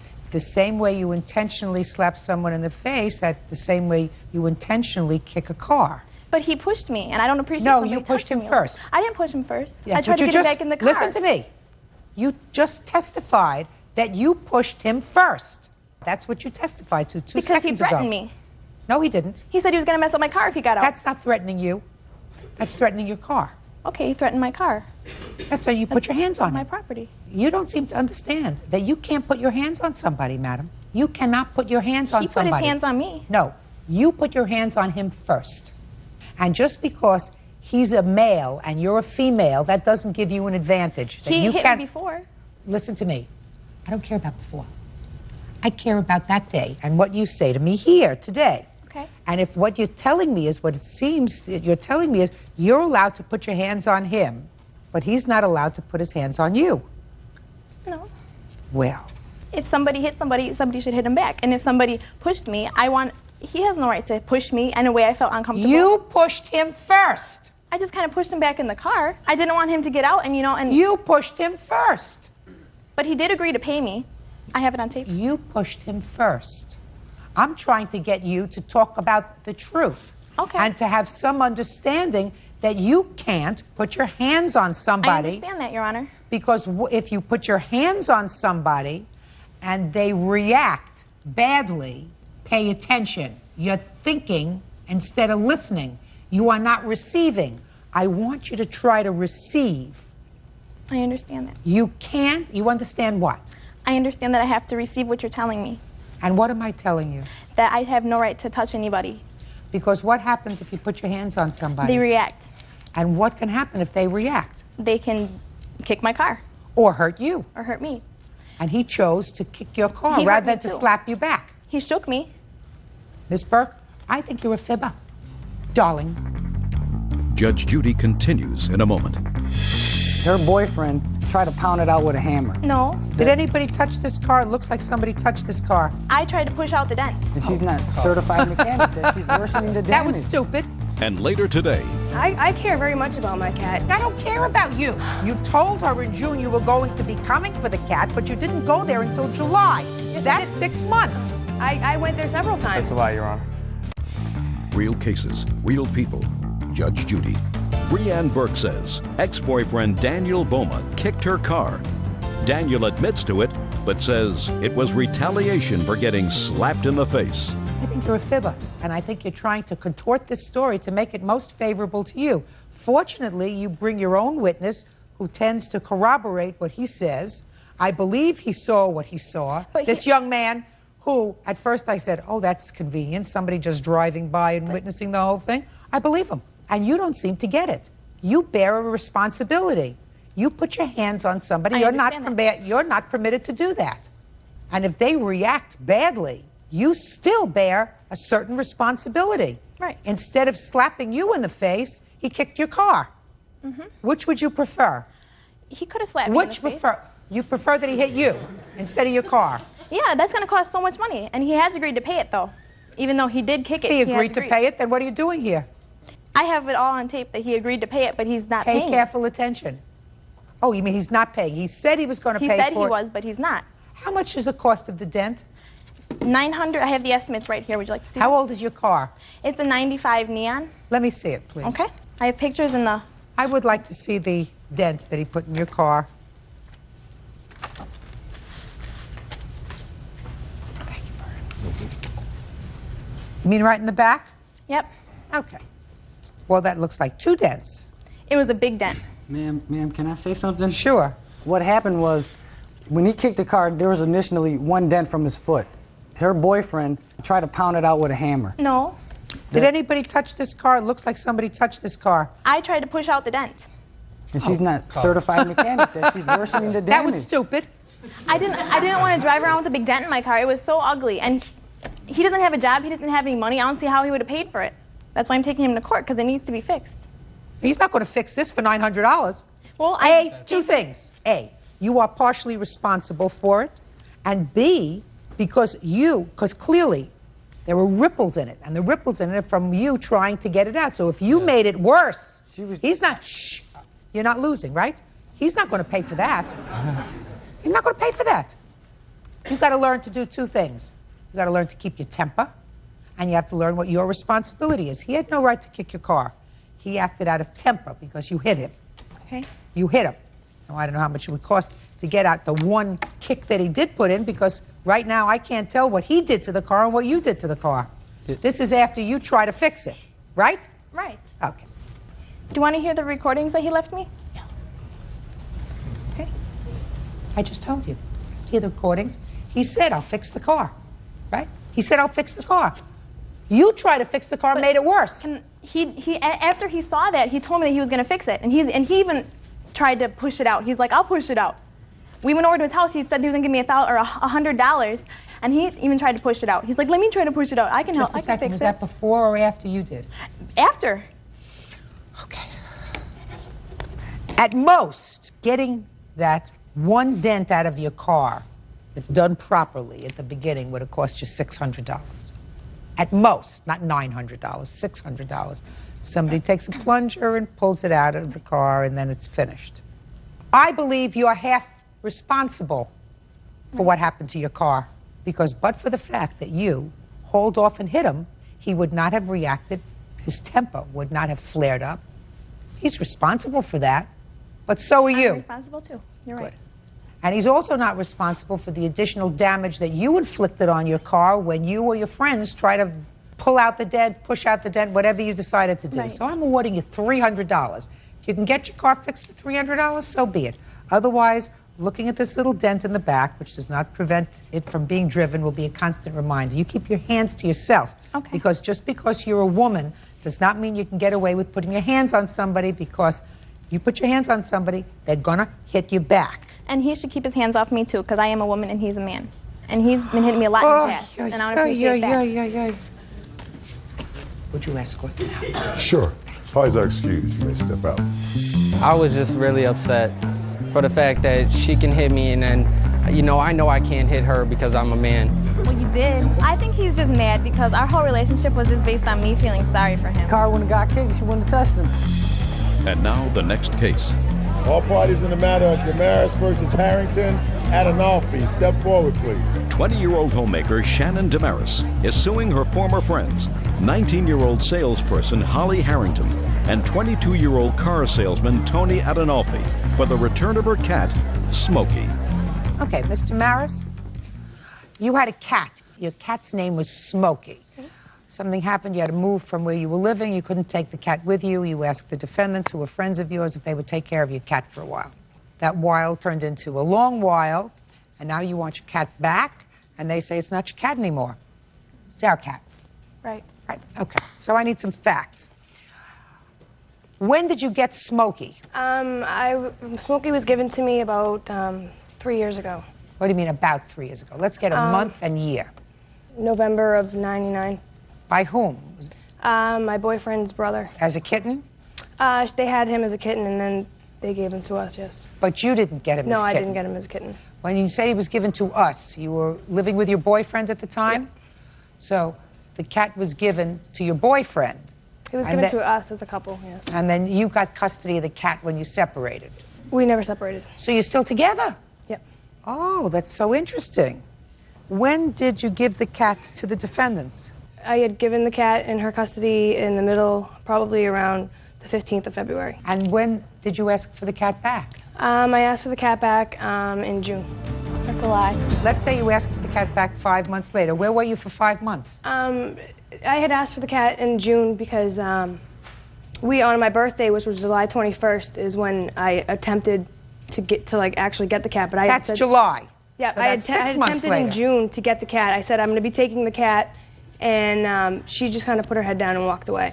Fine, so then you didn't do anything in June, so the first time you tried to get the cat back was in July, which was 6 months later. Where had you been for 6 months? I had been living with my parents. My landlord at the time, I had to move in with my parents, and the landlord didn't allow it because we had 3 pets already. And when my dog died, that kind of gave me an opportunity to bring another animal in, and my landlord allowed that at that time.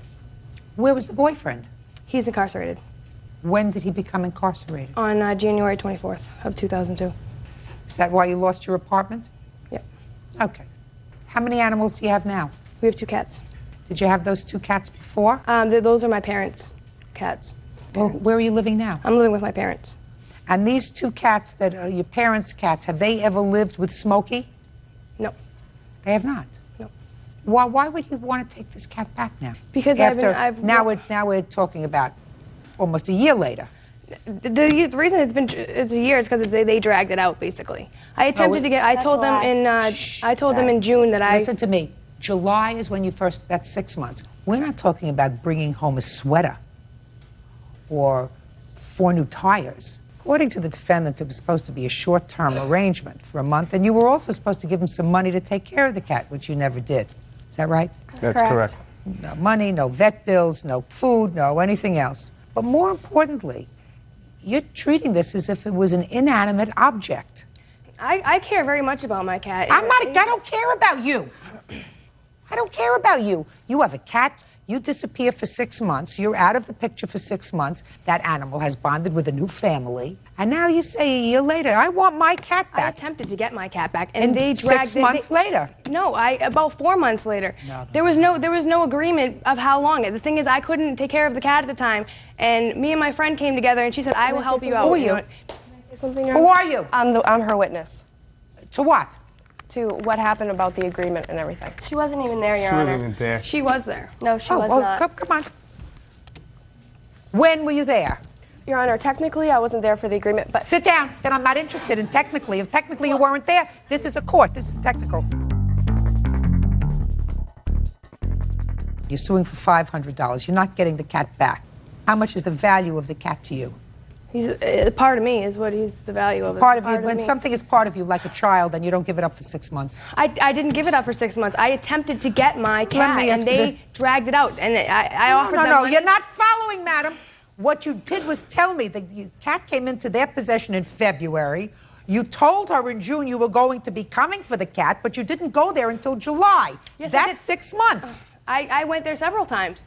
And I visited with the cat and everything. Just a and second. She never mentioned Just ever. Did you go to visit the cat every day? Not every day, about twice a week. About twice a week I'd hang out over there. That's a lie, Your Honor. Sure it is. Case is dismissed, that's all. Parties are excused. You may step out. Yeah, this is case number 357 on the calendar in the matter of D'Amico versus Aquino. Parties have been sworn in, Judge. You may be seated. Folks, have seats, please. Mrs. D'Amico, the defendant is your former husband, and this must be one of your children. This is my son, Brandon. According to your complaint, your son, Brandon, was living with his father for a period of time, then came back to live with you. Exactly. It is your claim, one, that his father refuses to return some of his personal property, and two, that Brandon received some sort of a Social Security check, and that his father kept some of that money after he had returned to your home. Is that right? That's true, Your Honor. Mr. Aquino says that the things that were purchased for his son are in his home. He can come and use them whenever he wants to use them, and that he had some sort of an arrangement with his son to pay for some of that stuff, and he didn't pay for them, so Mr. Aquino kept some of his money. Correct, Your Honor. Okay. When were you divorced? In 92, August. How many children do you have? 3 children. Give me their names and ages, please. I have Nicolina, who's going to be 20, Eric, who's going to be 19 in December, and Brendan, who's 16. Okay. When you were divorced in 1992, the children were living with whom? With me. For how long? Since that time, Your Honor, I had physical custody of the children. At this time, am I correct, according to you, that 2 of the children are living with you?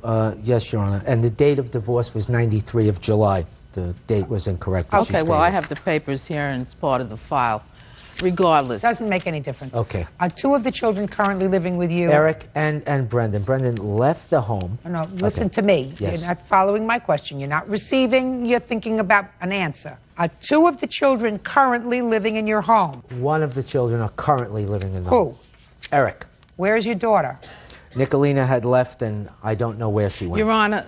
Is Nicolina living with you? Well, on and off, Your Honor. She's 20 years old. She's liberated. She goes back and forth. But she was for a period of time living with her father? Yes, until he threw her out. Okay. Stop playing with your papers. Yes, ma'am. Your Honor. Just a second. I ask questions, you answer them, then I make a decision. That's the way we go here. It's comfortable for me. Okay. I'm used to routine. All right.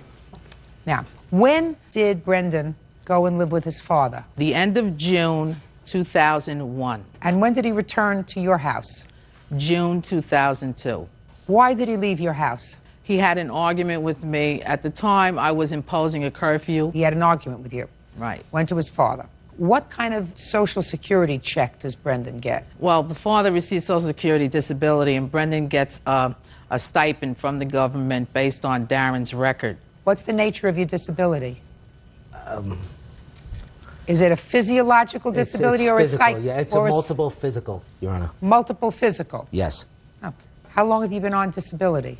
Since 1987. Okay.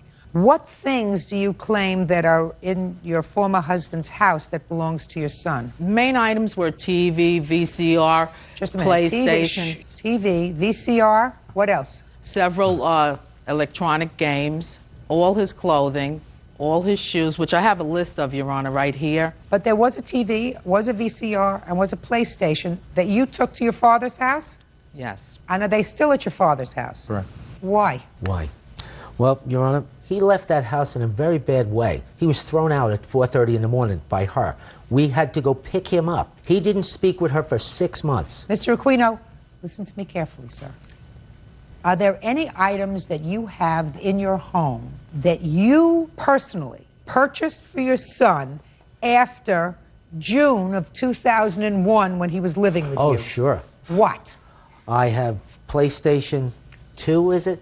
Just a second. PlayStation 2. Yeah. Is that correct? That's correct. What else? Xbox. Xbox. Is that correct? That's correct. Go ahead. Clothes from Old Navy. Okay. That are still brand new in the packages. Exactly. Listen to me. Yes. 5 days from today's date, all of his property, so far with the extension of PlayStation 2 and Xbox, are to be quiet, are to be packed in a box. That all, quiet, that all goes back to your son. Now, I will give you 30 seconds to convince me that that is not going to happen. Okay, Your Honor, there is lots of complications at that household.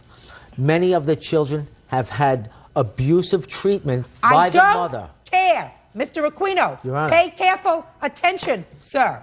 Your son is 16 years old. That is correct. Which means he is still a minor. That is correct. Should you wish to contest custody of your child, you're not receiving, you're speaking.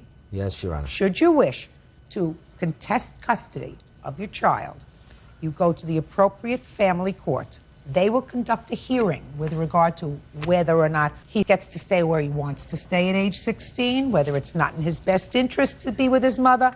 In the meantime, all of his property that he came to you with goes back to him. Keep going. I don't want to hear about abuse. I don't want to hear about neglect. Your Honor, right now as we speak, an attorney is filing a document in Nassau County Family Court to restore him back to a stable lifestyle, which I set up for him. He did not go back to her in June. He went in August to visit. She's misinforming you. She's also filed other documents that are falsified, which I would like this court to consider that she made fraudulent statements to the Family Court of Queens. Mr. Aquino, I want you to pay attention to me. Yes, Your Honor. I sat in the family court, the state of New York, the city of New York for many, many years, Mr. I know. Aquino. That's why I was confident So I'm here today. telling you, and I'm going to tell it to you, for the moment at least, without your son here. Wait outside. Wait outside. Fast, fast. Whoa. I have things to do. Judge Judy continues in a moment. He doesn't control the money. It goes to the person who is providing him with Which food. was me. No, it wasn't. Yes, it was. No. Yes, he lived with me. Mr. Aquino, he didn't live with you in September. But he'll return very soon. I doubt it. I don't. doubt it. I doubt it. Real cases, real people. Judge Judy. Deborah D'Amico says ex-husband Darren Aquino won't return their son's belongings. Deborah also claims Darren has been withholding money from their son. Now, one of the problems when you deal with 16-year-olds is they're very mobile. They get to go where they want to go. Yes. Usually when a child is over the age of 12, a family court judge in hearing a petition for custody is going to make a determination that, yes, it may be true that you present the more stable home for this child. However, if he says to the judge, there's no way that I want to go and stay with my father. I want to stay with my mother for whatever reason. And the judge is going to say, listen, what am I going to do? He's 16 years old. He can get on a bus. He can get on a train. He can take off. Where am I going to put him?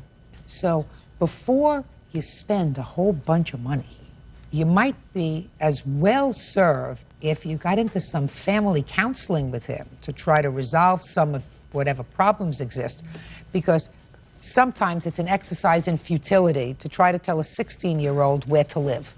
I understand Not going to that, happen. Your Honor. In the meantime, it doesn't serve you well to keep this stuff as sort of ransom because it makes your son angry with you. Yes, It's Your Honor. not a good idea. Forget about his mother. I don't know if she's good or bad or a good mother or a bad mother, a psycho or not. I don't know. All I'm telling you is you have a child Absolutely. who right now is mad at you because you have his TV. You have his Nintendo. You have his PlayStation. All stupid things. Stupid things. But he's angry with you for that. And if you want to open a dialogue, you're smarter not to be stubborn and say, here, you want it? These are just things. All right, now I'm going to let you speak. Your Honor, the reason I kept those things is because it was not settled that he's there. In my fight to get him back, because of the complications with the new fella in her life, now her husband, Brendan showed to myself and to my future wife these dissatisfactions and expressed to her more than me because he bonded with her as a second mother figure, which is good. It's good, okay? My concern is that these things that she shows him with the counseling, Your Honor, I've suggested that. She would interfere. Your Honor. She told Judge He's a liar. of the family He court, is a liar. who you probably know. He got up. I've never seen a judge get up in rage with veins popping, yelling at her to shut up, that he makes the rules. That is not She true. interferes. This man has taken me to court in 20 years. Your Honor. I must say this because I've She's been cutting me carrying it off for as 20 usual. years. This man has made false allegations, has used the judicial system to work for his benefit. He makes You're people lie for him. I am an upright citizen, a good mother. I've been taking care of my children You since filed a I'm document divorced. forgery And in I the have been Supreme Court. supporting them since. The man doesn't even pay child support. Not He is supposed to. a We have an loser, obligation Your not Honor. to do that. And the man is making up Because of lies here, and fraud. he's telling you this that like it's so, and it's not true. Mr. Miko, what I'm telling you is, if you listen, I said, I don't care any of the stuff he's giving me. I'm telling him he's got to return the stuff. I am so glad you did that. Period. I am so End of discussion. honored. Because, Mr. Aquino, it's not the right thing to do Yes, Your Honor. to further alienate your 16-year-old by keeping property that he deems his. Now, let's move on. That's finished. Let's move on to the second part of it, which is $391 a month. I am assuming, because I'm not going into this, That was a recent increase, Your Honor. whatever it is. You acknowledge that you kept some of his money because you say the last insurance benefit I received, it's not insurance, No. Mr. Aquino. It's a It's my money. It's Bird's money that we pay to support you because you're disabled. No, it's my money that I paid into the fund. How old were you in 1987? 28, I think. 28? And you've been collecting now for 15 years. So you've been collecting more than you worked, and you're going to collect for another 20 or 30 years. Believe me, it's not your money you put into the fund, it's Bird's money. Thank you. You say thank you. So You misused their Mr. money. Aquino, Yes, pay Your attention Honor. to me. Believe me, I've been around the block longer than you have, Mr. Aquino. Yes, Your Honor. Trust me. So it's not insurance money. No, ma'am. It's not. Bird's money that went to your son that you kept, and you kept at a time when he wasn't living with you because you Not acknowledged so. that. Not so, Your No, Honor. no, that's what you no, said. No. That's He what you took said. it in advance, Your Honor, to buy those sets. He says, Dad, can I have this money to buy the box and Just a sec. August check? Shh. I want you to be quiet. I got you now. Let me see. So what you're saying is he took... Quiet, Mr. Aquino. I can't tell you if I'm quiet. Mr. Aquino, what you're saying to me, sir, is that your son took an advance on his Social Security disability payment. My Social Security disability His. payment. His beneficiary payment. Bird's money. So that he could buy a PlayStation 2 and other electronic games. And the cassette. Wrong. Wrong. Absolutely wrong. Listen to me, sir. If you, as his parent, choose to purchase electronic games for him, you don't make the choice unless it's out of your money. Now, if he's living with you, and because you say, well, you're going to He was get a check living net. with Mr. Aquino, I'm 10 steps ahead of you, sir. Because there may be something physiologically wrong with you, but there's nothing psychologically wrong with you, That is except you're a little correct. bit of a hustler. And when you say to me, quiet, and when you say to me he took an advance so that after he moved out, I kept that money, I'm telling you that that's a hustle. Now, he moved out according to you in August. That's According to correct. his mother in June, according to you in August. Did you keep August's benefit? August benefit went to her. Your Honor, I got copies of the two checks Can I that see I it, got. please? I got statements to Social Security, too, of the misuse These of the funds are the that two she's checks had. that I did receive since Brendan has been back with me. Brendan has never received any use of his money while in Deborah's care. Just a second. He's not supposed to get the money, Mr. It's for the Aquino. parent to use. It's not for the parent to use. Quiet. Quiet. He is not supposed to get the money, Mr. Aquino. At an age. He's not supposed to get the... I'm sorry, Your Honor. He's not supposed to get the money, Mr. Aquino, until he reaches his majority. At 16, he is still a minor, which is why you can go to the family court to try to get custody of him, because he's still a minor. He doesn't control the money. It goes to the person who is providing him with Which food. was me. No, it wasn't. Yes, it was. No. Yes. He lived with me. What do you mean? He lived with us. Mr. Aquino, he didn't live with you in September. He didn't live with you in August. Of what year? 2002. No, he did not. But he'll return very soon. I doubt it. I don't. doubt it. I doubt it. I doubt it. When they see the fraud that she committed in the courts, I doubt it. I don't doubt it. You filed a false talking. document in Supreme Court. You received August check of 2002? It That's what it indicates said. on the check I received August 2000 August. to me. You have August and you have October. And you had better find out from them what happened for September, because they skipped They're September. a month behind. You get the previous month when I they don't send want it you to to interrupt me again. You No, may interrupt Your her. You don't Honor. interrupt me. You're Trying to explain No, the checks don't and how they explain come. anything. Don't I'll explain tell you anything. what They're my happened. benefit. I'm not I'll explain how they interested. come. Pay attention. Let me make that You have clear. August, and according to you have October. You go to them and find out where September They is. told me they reissued it back to Darren because Wasn't he went reissued to to the me. Jericho. Show me proof. Show me proof. Well, that I they don't have reissued it to proof. him. I only have proof that I applied 2 times to be payee within the course of the past several Fine. months. I can show you that, Your Honor. Just a second. Mr. Aquino, you've been sworn today. Are you testifying, sir, under oath, that you did not receive September's check for your son? September's check. I didn't receive September's check. Did it come into the... She does the... It goes into a direct deposit. Just a second. Did you receive September's check? No, Your Honor. Did you receive a check in October? No, Your Honor. You have not received the check since August. Correct. That I have check- maybe a Shh, possibility why that is, Judge. I don't care why it is. You said that you did not receive it. That is correct. Your fiancé said it did not come in. That's under oath. Very easy Your to get Honor, a I tape. have letters Shh. here indicating that he was changed, the payee was changed to Listen his to name me again. very- So he would have had to have gotten the check somehow, either by direct deposit Your or Honor, the mail, Your Honor. I have They're 2 notices suspending here the from check Social Security. because of the problems No, with they're not. Debbie. No, they're And Listen my to me, Mr. contact with the Aquino. office. Yes. All I'm saying to you is, and I want you to be quiet and stop moving from side to side, sir. I have a limp, You- so I No, can't no. stay. You're nervous because you're hustling me a little No, bit. I'm not hustling Okay? you, Your You're Honor. nervous because you're I hustling wouldn't me a hustle little you. bit. You're too Oh. sharp. Your Honor, Yo, I yo, wish yo, you yo, would you're please too look sharp at for these. me. Right. Your Honor. Miss, These I'm two going to throw you both out. I'm sorry, Your I'm Honor. throwing you both Throw her out. out. Now, 5 days from today, you are to get all of the property packed up.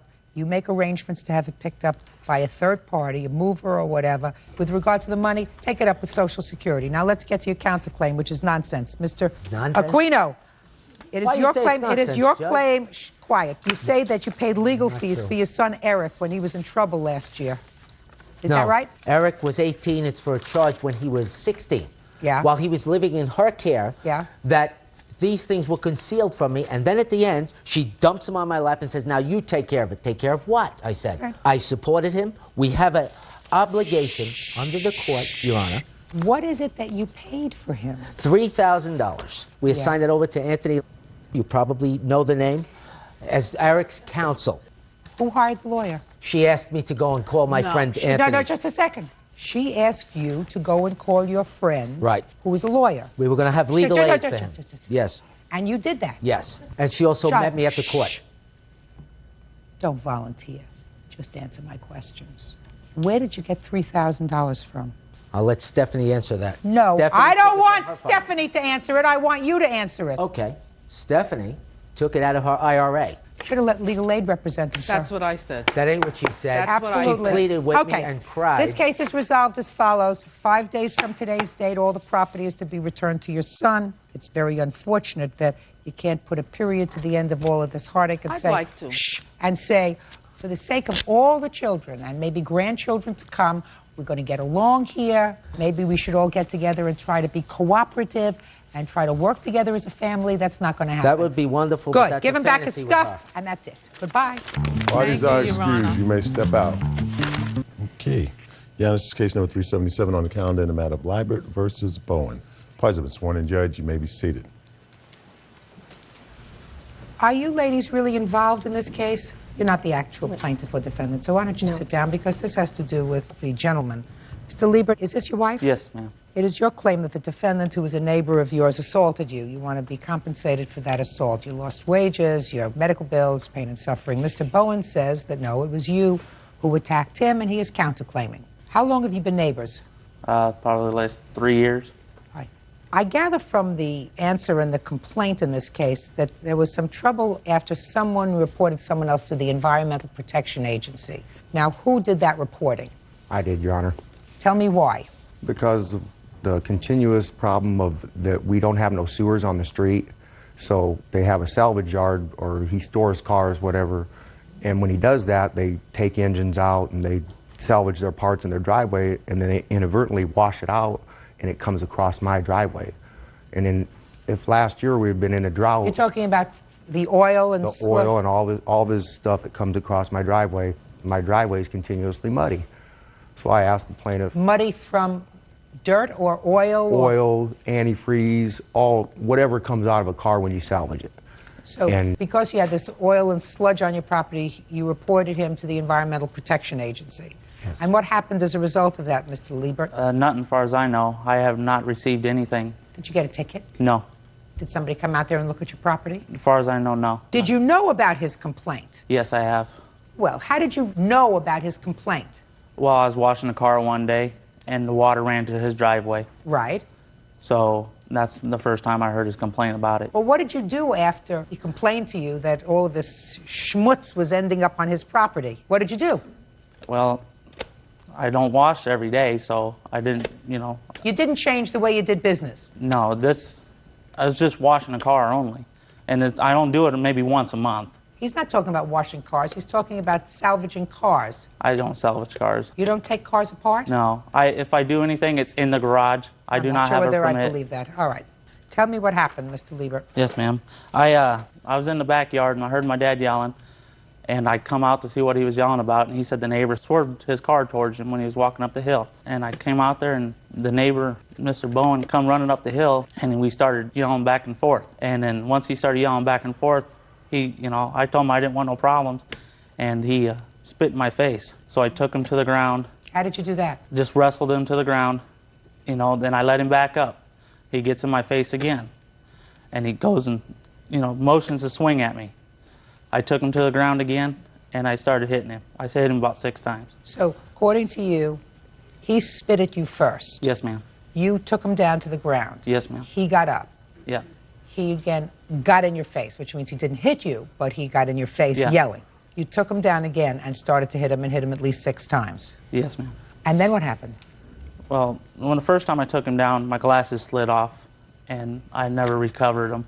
Then I let him up again. I backed off. He tries kicking me again. No, you didn't say he tried. Oh, he tries kicking me. You didn't tell me that before, No. sir. No, All you did was say he got in your face. He tries kicking me. And I grab his foot, and he dropped to the ground again. I stood back. He picks up a rock and throws at my father that was looking for my glasses. So he threw a rock after you would hit him 6 times? Yeah. Go ahead. Okay, and then Where did you hit him, by the way? I don't know, probably maybe the face. And when you hit him with your fist? Yes, ma'am. So then he got up and he threw a rock. Yeah. Go ahead. Meanwhile, I was looking for my glasses. He kept on throwing rocks. One bounce hit me in the shin, and then one hit me directly in the rib cage. And that's the assault that you're talking about? Yes, ma'am. I'd like you to tell me your version of these events, Mr. Bowen. On the date of August 29th, I was coming home from work approximately about 4:30 p.m., and I noticed Mr. Liebert, he was walking up the road in the middle of the road, and the road in question is very narrow. There was nowhere for me to go either side of the road, and when I seen him, I was pretty close. As I observed him, he bent over and picked up what I thought to be a rock. So I didn't have no choice but to stop, so I hit my brakes, and as I stopped, Mr. Liebert come rushing up to my door with a rock in his hand. I didn't know what to do, so I started to open the door. He run up and pushed my door shut, and when he pushed it shut, he fell down. I then pushed my door open and got out. Still not knowing what to do. He had a rock in his hand, was getting up, so I picked me up a rock. I said, hey, what's the problem? I'm just got home from work. What is your problem? You know, and he'd been saying he's going to get me for all these things I've been turning him in for. And he's just, yeah, I'm tired of you yelling. I can't even tell you all what he was yelling at me. So we had our altercations. My sister and my What do you mean you had your altercations? What does that mean? We were arguing back and forth. Just verbally? After it was over, he walked back up on his property, continued to throw rocks. I said, I had enough of this. I said, Suze, which my sister was standing right there, I said, Suze, I will be back up to talk to you because we were leaving to go to Flintstone Park to take my girlfriend and her 2 kids on vacation to see Flintstones. So, I'm sorry, so I got down there, I walked back up the hill to talk to my sister. When I got back up there, Mr. Liebert come out, and as he come down, he was yelling at me what my problem was. He spit from about 10 or 15 feet away, hit me right in the face, so I took my glasses off, and I no sooner got my glasses off and he rushed me. He grabbed me by the arm, pushed me straight back down the hill and fell on top of me. At this point, there was nothing I could do. My arms were trapped underneath me. The only thing was left was my arm on the side. I thought he was getting in a lot of punches. As Ada and all the other witnesses said, he's on top of me and is kicking me in the head and the ribs. And well, at that point, my girlfriend come up, jumped on his back, started punching him in the back. Denise came up with the cell phone, started hitting him on the head. That inadvertently called my sister, which she heard all the commotion. She called the cops. That's how the cops got called. Then after that, they let me up. When I got up, Mr. Liebert was attempting to hit me with a rock, so I run out into the field to get away from him.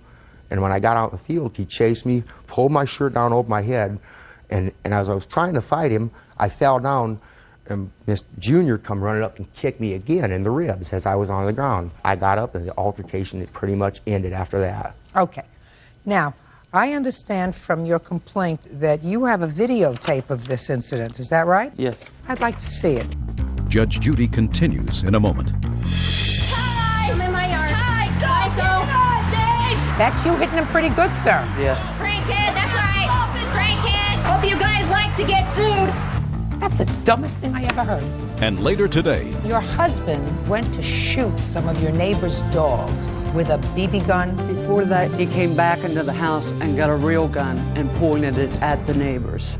real cases, real people. Judge Judy. Mark Liebert says neighbor David Bowen assaulted him during an argument. David says Mark started the fight. Let's start it from the top, please, Bird. Now, you're in the red shirt, is that right? Yep. All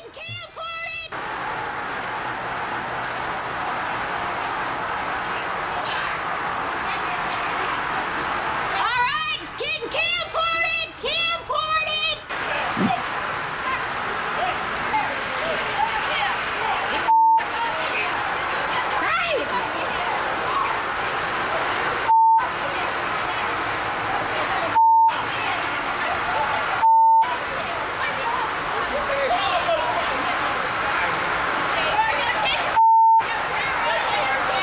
That's all right. He can threaten us all the time with a gun, honey. We got it all on camcorder. I got it all, honey. I always do. Hi. I'm in my yard. Hi. Psycho. Yep. Hi. No. Dude, you need to get off. Who is that? Whatever. Yeah. Who is that? His friend of my sister's friend. sister's. That's you hitting him pretty good, sir. Yes. That's you I got punching about him 6 pretty hits. good. I got about 6 hits on him. Where's your gun at now, Dave? See, I let him up. There's my glasses right there. The little girl's got my glasses again. Who cares? Okay.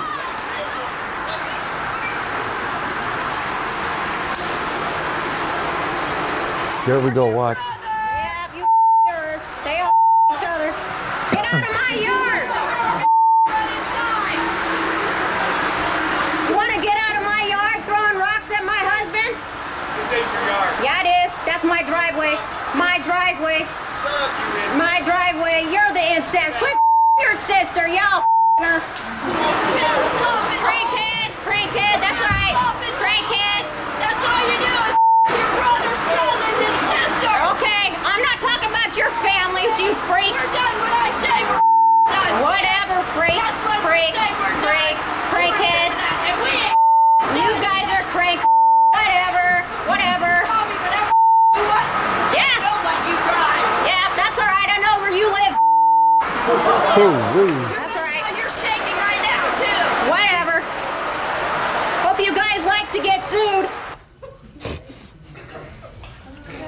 bad. That is bad.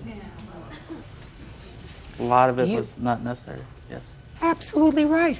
Most of it was unnecessary. Yes, you ma'am. both acted very badly that day, don't you think so? Yes, ma'am. So why are you here? Why are you getting me involved in this? Why are you getting the judicial system involved in your bad behavior? I would like to get my doctor bills paid for and my glasses. I would like to be 5'6". God didn't do that for me. Why are you encumbering a judicial system with nonsense where you have two neighbors who each individually acted badly, whose wives and sisters and friends all acted inappropriately, instead of sitting down and saying, boy, I acted like a real jerk, and I don't want anybody to view a tape of my acting like an idiot. My wife acting, it was your wife who was videotaping that, acting like a lowlife, gutter snipe, speaking like a gangster. Why would I want to share that with anybody else? I want to keep that private because I'm so humiliated by the way my family behaved that day. Instead, you decide to come to court to sue for your medical bills. That's the dumbest thing I ever heard. Certain things we do in private. Yes, ma'am. We go to the bathroom in private. Please. We make love in private. Right? We have family squabbles in private. But if you behave badly and your family behaved badly, it's something that you don't want to expose to the rest of the world. You want to say it's a bad episode, I'm going to learn something from it, put a period at the end of it, right? Not expose myself and my family to worldwide scrutiny. You think that people looking at this tape think that you're a nice family? No. Think that she's a nice person? No. Listen to me, sir. You behave badly. And if you're going to have to live next to each other, then you have to do the right thing. So the first thing you have to do is not do anything on your property that interferes with the enjoyment that somebody else has of their property. And if you're washing cars on your property, and if because of the way the terrain is, it accumulates dirt and smudge and oil and other schmutz on his property, you have to find somewhere else to wash your cars. Yes, Your Honor. And if you're going to be a reasonable neighbor, that's what you do. And if you don't, and if you want to continue to have negative interactions with your neighbors so that you and your wife and your father act inappropriately, that's what's going to happen. Don't expect the justice system to support you. We have other more important things to do than support bad behavior. And if you have a problem, then what I suggest you do is you report him to the appropriate authorities, and eventually they will come out and they'll do whatever is necessary, but you don't act like a hooligan. So I say to both of you, both your cases are dismissed. Your claim and your counterclaim. Act like adults, responsible adults. That's all. Goodbye. Parties are excused. You may step out.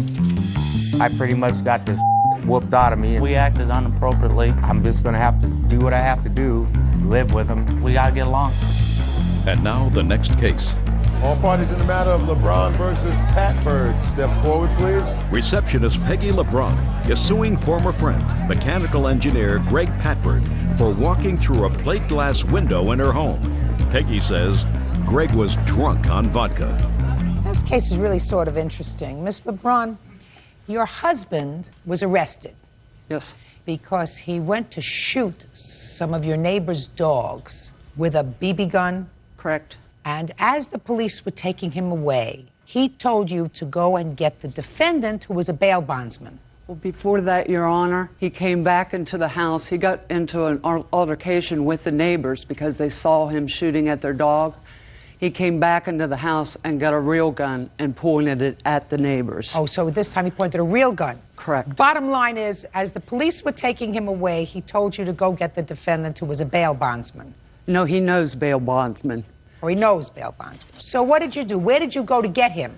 He lived right around the corner from our house. So according to you, you went and you got him and you invited him over to your house. Correct. And he sat there all day drinking vodka and orange juice. And he got drunk and proceeded to break a plate glass door in your house. And you want him to pay for the door. Yes, That's what this case is about. Do you understand? I heard it. I just don't.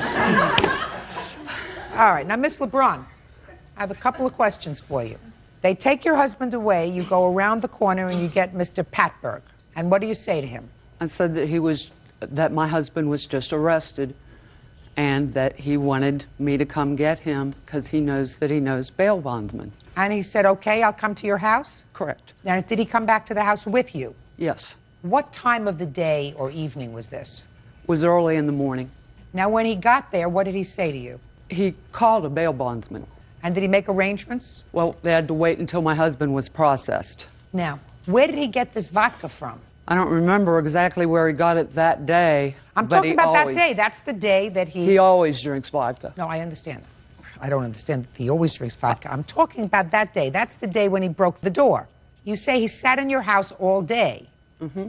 Until what time? Until after my husband was brought back to the house later that night. So he was drinking all day? Correct.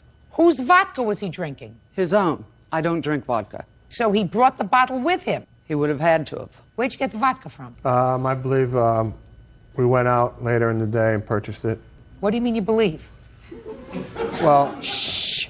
What do you mean you believe? You Well- got drunk. That was clear. That's what she says. That's what you say. Yes, that's correct. And you were drinking all day? No, I was not drinking all day. A part of the day? A part of the day. Where did you get the vodka from? Is my question. From the liquor store. Where was the liquor store? Well, less than a mile away. How did you get there? Peggy gave me a ride. Did you give him a ride to the liquor store? I could have. I have before. Were you drinking too? Not vodka. I don't care what you were drinking. Were you drinking too? Beer. So you don't remember whether you gave him a ride to the store? You could have. I could have. Let's say you did. Miss LeBron, you allowed him to get drunk in your house. What do you want from me? Should have said, take your vodka and go home. You're lucky he's not suing you for almost killing himself going through your plate glass door.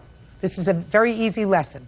If you allow someone to become inebriated in your house, and in this case, you don't even remember because you were probably so looped yourself you don't even remember getting in your car and taking him to the liquor store. But if you permit him to get so drunk in your house that he staggers through a plate glass door, you are responsible. Totally responsible. You're not supposed to furnish a place where somebody can get so intoxicated that they can hurt themselves, certainly not cause damage to your place. They cause damage to your place. You pay for it. Goodbye. Parties are excused. You may step out. Yeah, this is case number 298 on the calendar in the matter of Sullivan versus Knighton. Parties have been sworn in, Judge. You may be seated. Folks, have seats, please. Tell me your name. Jimmy Johnson. Jimmy? Did you come up here? You come up here? Can you make it up here? Hold on. Oh, there you go. All right. Hi. Hi. You have a big, strong voice. How old are you, Jimmy? 6 years old. I have a couple of questions for you. You think you can think real hard so you can answer these questions? I understand that you got shot in the head with a BB. Can you tell me what happened? I was in my yard. You were in your yard? And Chase had a BB gun shooting at a piece of foam. Who had a BB gun? Chase? Chase. Is that little boy over there, Chase? Is he your friend? Yes, he was, but when he shot me with the BB gun, well, I had to go to the doctor, and when I got back home, Mom said I could never play with him again. And I stayed in the house. It was an accident, though, wasn't it? Yeah, it was. He didn't mean to hurt you, did he? He did? Yeah, he said, I'm going to shoot you. Now I'm going to really shoot you. We have to talk to him about that, okay? Did you shake hands? Maybe we will later. I'm going to have to talk with him right now, okay? Okay, why don't you go step down? Watch your step, partner. Cute. All right. Let's see. Chase, come on up here.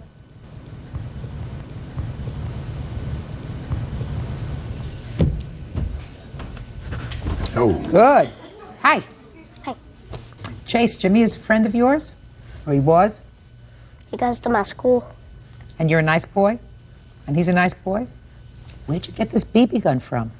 From behind my papa's door. That where your papa leaves it? Now he leaves it in his closet. And is the closet locked now? But he used to leave it just behind the door? So it's your grandpa's gun? Or your daddy's? It's My dad's or my grandpa's. But it used to be just behind the door. In whose room? My papa's. What were you doing with the BB gun when Jimmy got shot? Shooting beer bottles with my next door neighbor. And how old is your next door neighbor? 14. Who was with you at home that day, Chase? My grandma. Just your grandma? And my sister and brother.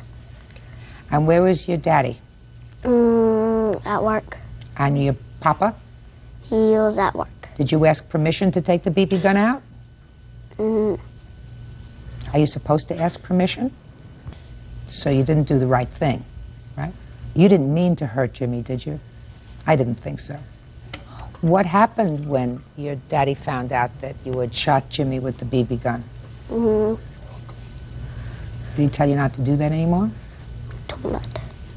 Would you like to sort of shake hands with Jimmy and maybe you could try to be friends again? What about you? Not ready to do that yet? Okay. Okay, Chase, why don't you go sit down next to your papa? So that's what this case is about. Right. This case is about one little boy who got shot in the head with a BB gun, and I gather from the complaint that the doctors have decided to leave the BB in his head rather than do some surgery. And Ms. Sullivan, what you want is you want the defendant to pay for all the medical bills that you have and some money for pain and suffering. Correct. I'm ready for your defense, sir.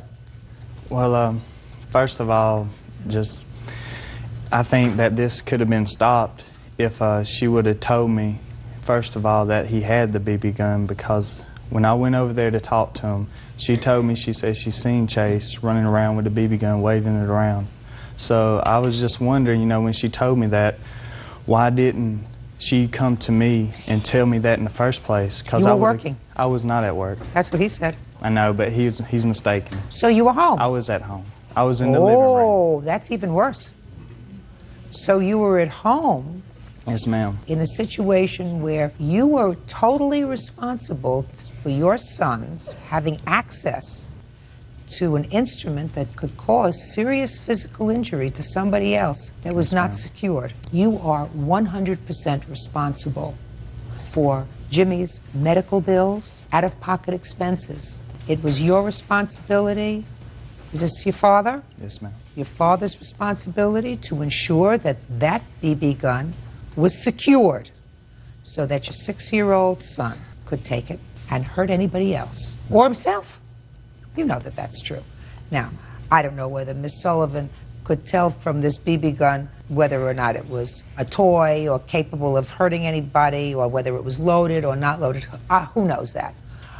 But you certainly knew that it was capable of causing injury, and your father certainly knew that, and both of you understood that it was not the right place to keep it, behind some door, and it's now secured in a place where he can't get it, right? So it's secured now. It was a little too late. So let me see the bills. 1, 2, 3. Fast. Do you have an X-ray that indicates where this BB is? I do. Have you ever pulled seen one that, out? Mr. Knight? No, ma'am. I'd like to take a look at it.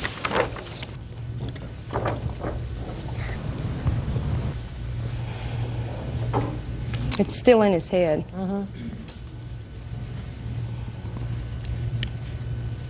Is this the first time that your son has taken out that BB gun? I don't think so. How many times did you play with this BB gun? One. One time before this? I played with it 2 times over at the next door neighbors and shooting beer bottles. On a different day or the same day? Different day. So you had that BB gun out twice. And where was your daddy the first time you had it out? Did anybody know you had it out the first time? I think it was at home, or it was at home. Did your daddy know you had the gun out the first time you had it out, shooting beer bottles?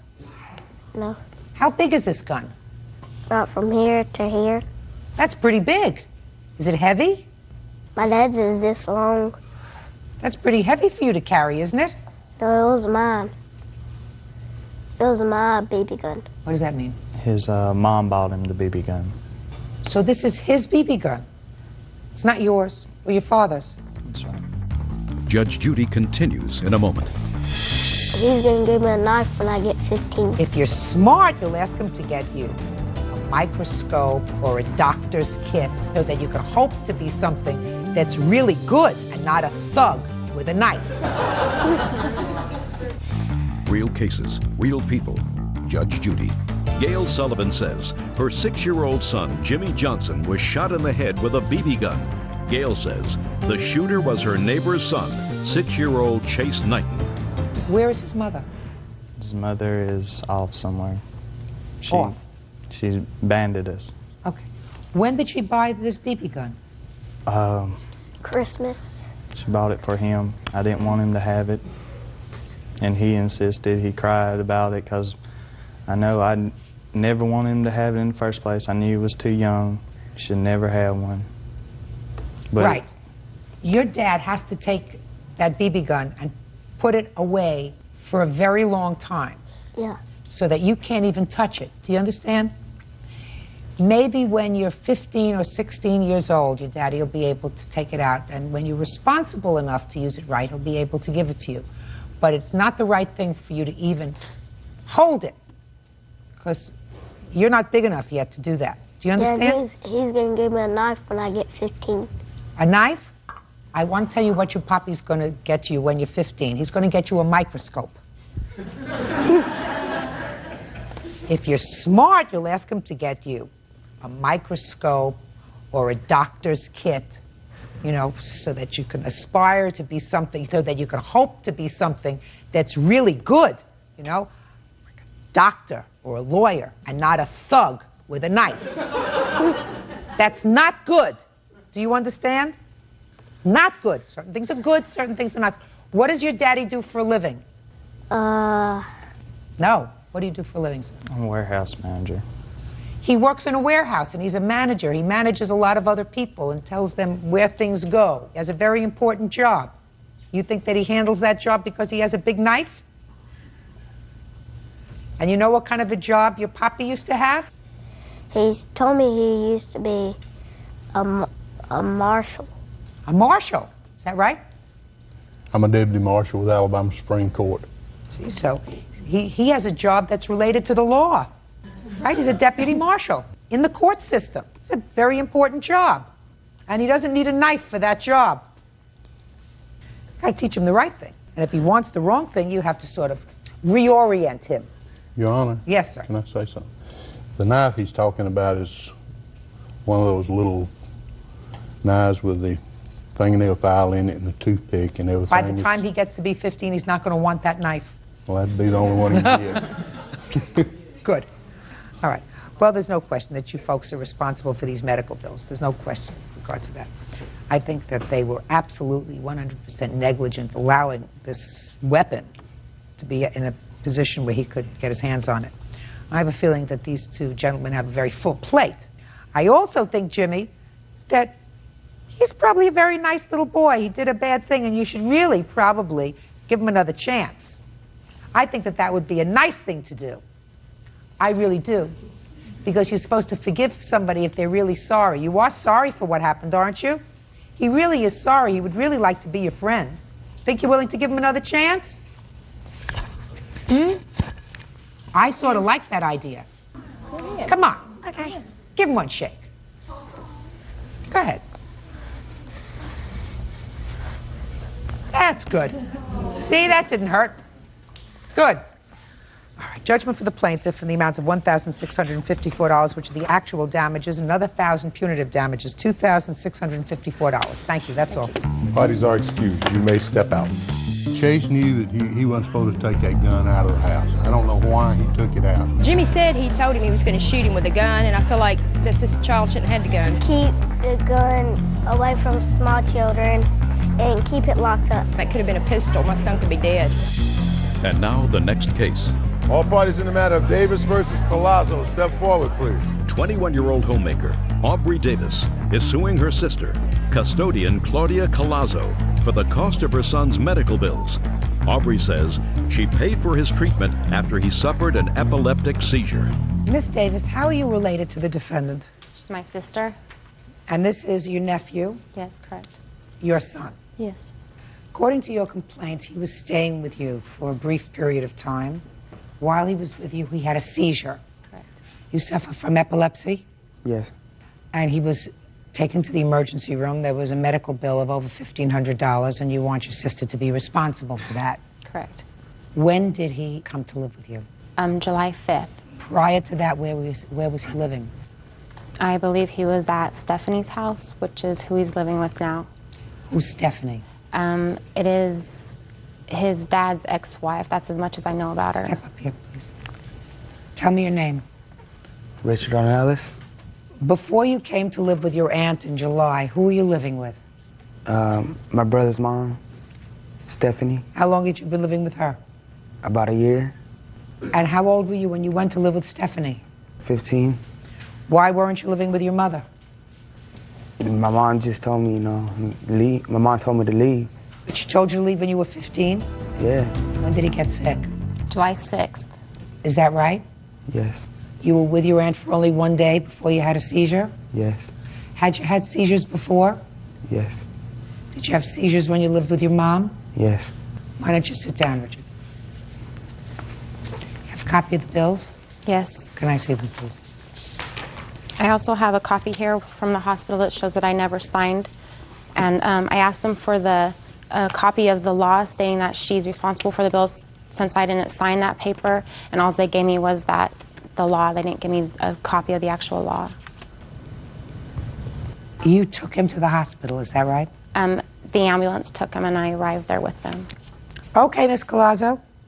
All's in your court. Why are you not responsible for these bills?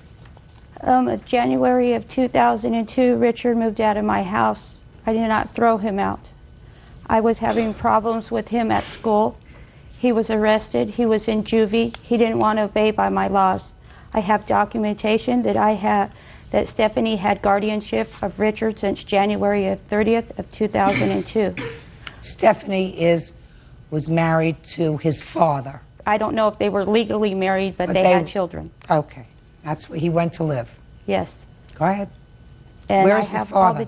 Pardon? Where is his father? Where is his father? He lives in Las Vegas. Okay, go ahead. I have documentation of everything, of the guardianship papers. Guardianship doesn't mean that Stephanie is financially responsible for him.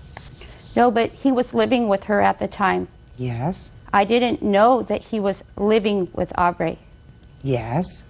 I received a phone call from Aubrey's husband stating that Richard was in the hospital.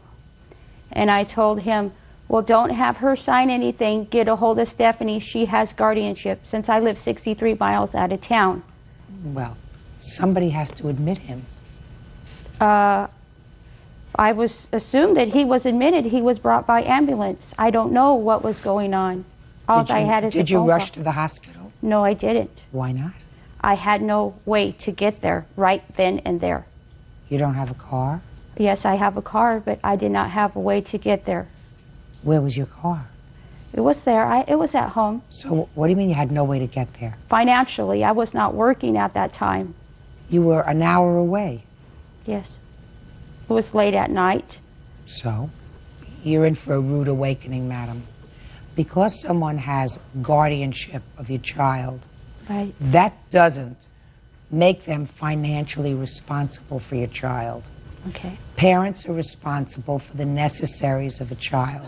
Necessaries mean food, clothing, shelter, medical care, sometimes lawyers' fees, and a variety of other things. Mm-hmm. That doesn't change unless you go to court and have your child emancipated.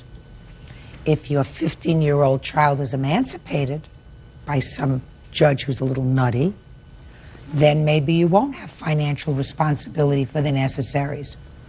But right now, you do. Not her. Then why did she go in there and do what she did? What did she do? She jumped in my business. That's how I feel.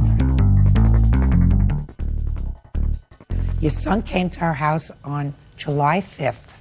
He was there less than 24 hours and he had a seizure. What would you have suggested that she do, Ms. Collazo?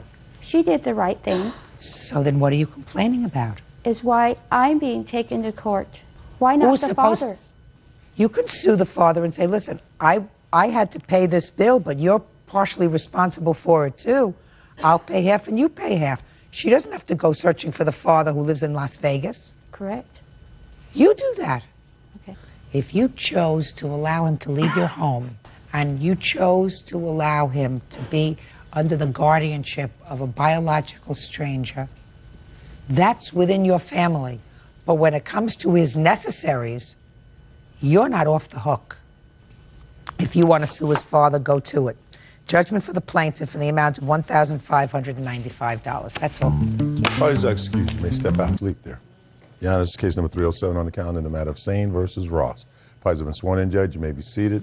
Sir, have a seat.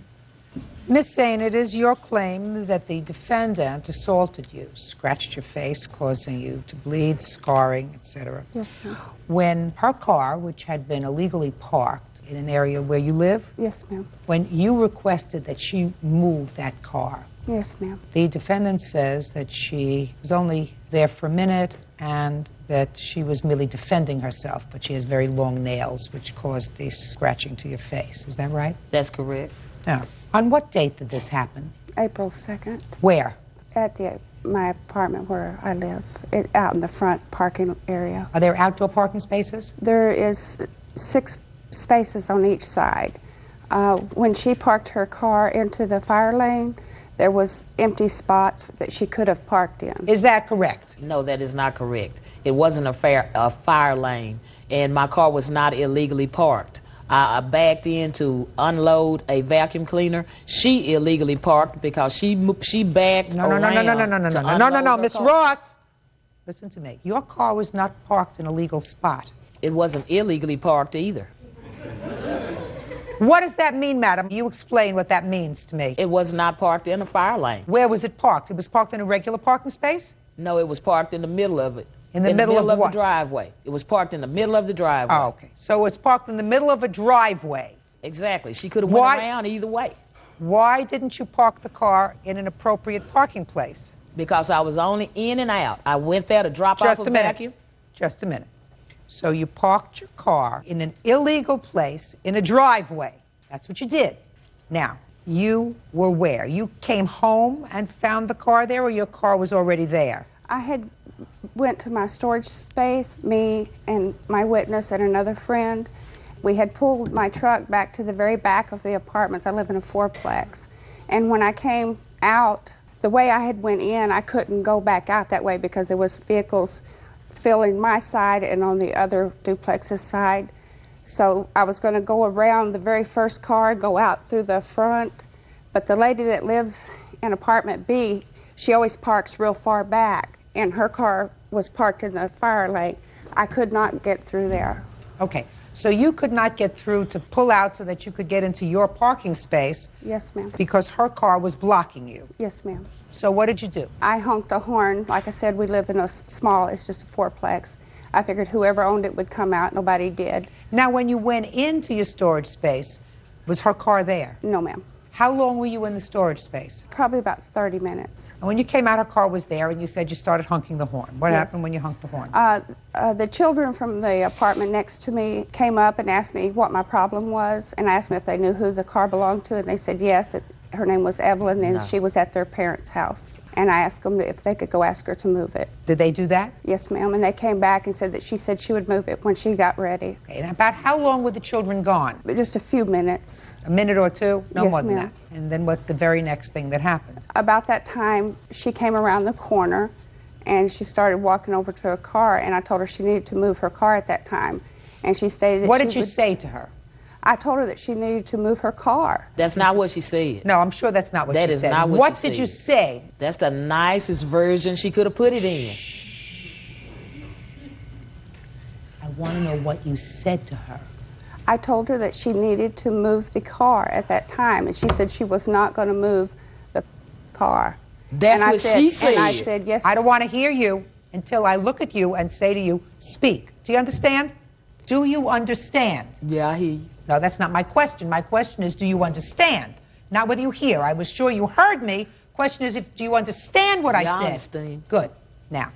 So I told her, yes, you will move the car. And then what happened? I went to the apartment right in where my truck was parked at, apartment B, and asked them if I could use the phone to call the police. Okay. And I called the police, and I told them that there was a lady parked in the fire lane. She wouldn't move the car.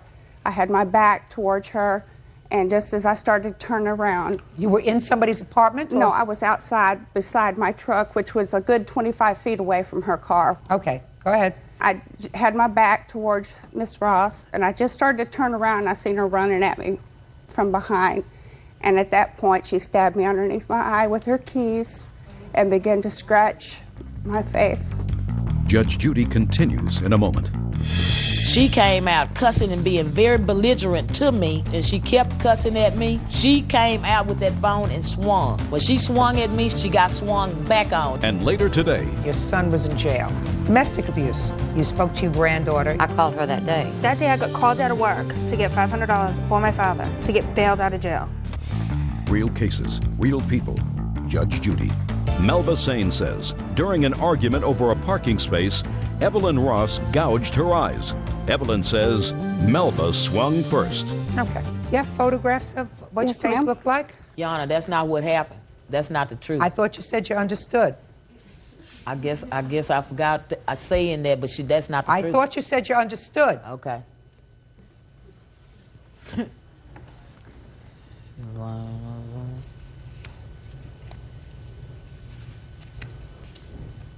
Okay. Now I'll hear you. Miss Sane started off by telling me to move my car, and she said it at least 5 times, and there is a police report from me to the Arlington police saying that. I told her she did not have to talk to me like that in order for me to move my car. On April 2nd, 2002, my daughter had a state track meet in which I was already running late to get to. She came out cussing and being very belligerent to me was the reason I got defensive. When she got those people's phone, she ran up to the car on the phone, shaking her finger at me. I'm moving my car, and she was still coming out. Just a second, Miss Ross. You just said that she came up shaking her finger at you, but you were already moving your car. Right. Right. So you were inside of your car. Right. But there came a time when you moved outside of your car, because I'm looking at these photographs of her face. So at some point, you got out of your car. When did you get out of your car? I got out of my car once it was out of the middle of the parking lot into a parking place. Okay, now just 1 second, so that let me understand this, Miss Ross. You were in your car, and she was being belligerent, and she was on the phone, and she was yelling and cursing at you. Right. So you get into your car, and you put it in reverse? Yes. And you move back. Into a parking spot. Just a second. You move back. Right. Into a parking space. Right. And then what do? I got out of my car. Now you're on your way and you're running late to your daughter's track meet. You want to explain to me why you got out of your car? Because I left something inside of the house. Really? And what did you leave inside of the house? I'm not sure at this point what it was, but I got out of my car for a reason. Either my cigarettes or something, cigarettes, lighter, one of the two. Either your cigarettes or your lighter that were, I assume, more important than the track meet that your daughter was in. No, it wasn't running late more important. Okay. It wasn't more So what important. did you do when you got out of the car? I got out of the car and attempted to go back around to my friend's house, and she kept cussing at me. And when she came out with that phone and swung. When she swung at me, she got exactly those scratches. She got swung back on. She swung first, and Arlington Police Department have a report saying so. She swung first. That's the reason it wasn't a criminal case. I'll see the police report, please. See it. I'll see the police report.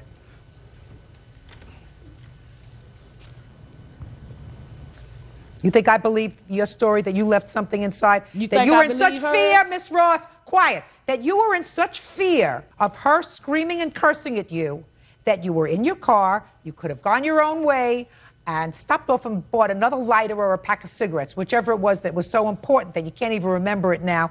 You would have been out of harm's way and gone, except you decided to pull into a parking space and get out and not confront her. Oh, no. To go back inside to the apartment that you just came from to get something that you can't remember as we speak now and cause this type of damage to her face. That was from my hand. That's not from a key. Speak not. Your Honor. Shh. Well, that's very unfortunate. This friend of yours who finally, after several missed appointments, went to talk to the police. Nobody else, according to the investigating police officer, wanted to get involved in this whole incident. I wonder why. I am satisfied after hearing your testimony and after hearing your testimony that you were the instigator in this whole incident, Miss Ross. You had the absolute ability to extricate yourself, to leave this argument, which you had caused by illegally parking your car. What was Because she I'm started? speaking! By illegally parking your car and then saying to the kids who came in to tell you to please move your car, that I'll move my car when I'm good and ready. That's the kind of persona that I'm seeing as you're standing here testifying today. Those are the exact words that would come out of your mouth. Now, I'm not saying that Miss Sane didn't use some vulgarities when you finally did come out. I believe she did. Sticks and stones will break my bones, but names will never hurt me. That does not give you the right to cause the injuries that you did, which you caused. And for that, I am awarding the plaintiff $5,000. That's all. Step out. Parties are excused. She was the instigator. She approached me and attacked me from behind. She started it. I have a statement from a dermatologist about the scars on my face. She got her butt whooped because of it. The hole in my face. Looked like someone had been mauled by a grizzly bear. She came out cussing and swinging at me. It's consistent, he says, with the stab wound. And I'm not gonna ever let anybody hit me and just walk away or drive away. She told me she would be back. She came after me and she got tore up because of it. This isn't the end. And now the next case. All parties in the matter of White versus Atkinson. Step forward, please. Babysitter Jackie White is suing her granddaughter, 20-year-old nurse's assistant Melissa Atkinson, for an unpaid loan to bail her father out of jail. Miss Atkinson, how old are you? 20. This is your grandma. Yep. Who do you live with now? Me and my fiance and my daughter. How old is your daughter? 8 months. When you were growing up, who did you live with? My mother. Only your mother? Yep. What about your father? Non-existent. That's her son, is that right? Did you have any sort of relationship with your grandmother? Yep. Somewhat. As you were growing up, you saw her? Yep. Try yes, it sounds Yes. nicer. It's a courtroom. How frequently did you see your grandmother as you were growing up? More when I was younger than now. And you saw her despite the fact that you had no relationship with your father. He wasn't around. He was around, but not often. Shh, put your hand down. So she was around more than your dad? Yep. Yes. When you say she was around more than your dad, she would come to visit you or you would go and spend time with her even though her son wasn't around? Yes. So you would say that during the time you were little, and even a little older, she was a reasonable grandparent? Yes. Now I'm going to get to the case. Ms. White, you're suing your granddaughter because you claim that there was a time, some time ago, recently, that your son was in jail, was incarcerated, and needed bail money. He called you. You had most of the bail money that he needed. Whatever you had was about $470. $400 for bail and $70 for some fee. You spoke to your granddaughter. Granddaughter managed to get together another $100. You posted $500 bail for your son. Sometime later, he appeared in court. Bail was returned, but it was returned to your granddaughter, and your granddaughter did not give you back your money. Granddaughter says that you never gave her a dime. Okay? That's what the case is about. Right. Which is the reason that I was asking you a whole bunch of questions, Ms. Atkinson, because I didn't know what kind of relationship you had with your grandmother, and I don't know why your grandmother would sue you anyway, even if what she says is true, because that's sort of something that family doesn't do, especially for not life-altering amounts of money. So you're going to explain that too to me, Ms. White. I had to borrow the money from my sister. She wired it up Western Union for me to get the bail money. And then I had to pay her back. And I was expecting to get my money back from Melissa when this bond was paid back. When did your son call you? April 27th. I've got a phone number here where I called my sister on the 28th. She wired the money up the 28th. When was your son incarcerated? 27th. For what? I've got a record here. You'll have to look at this. Can I see it?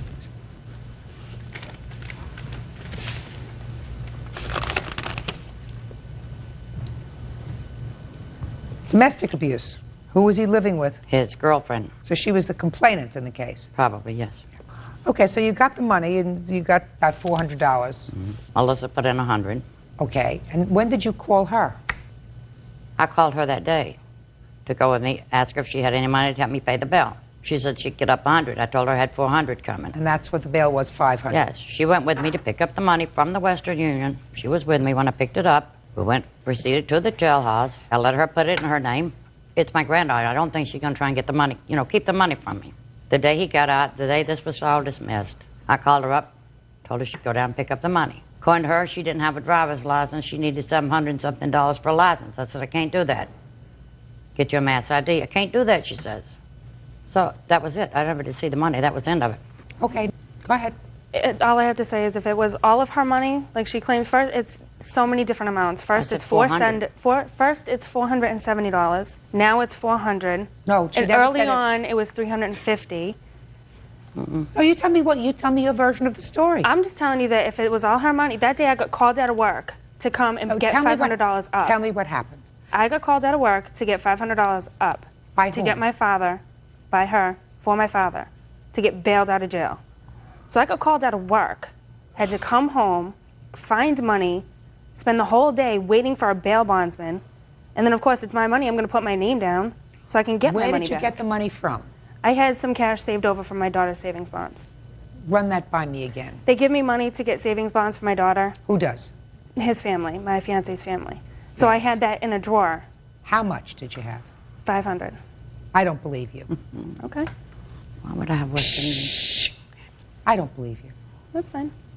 I know it's fine.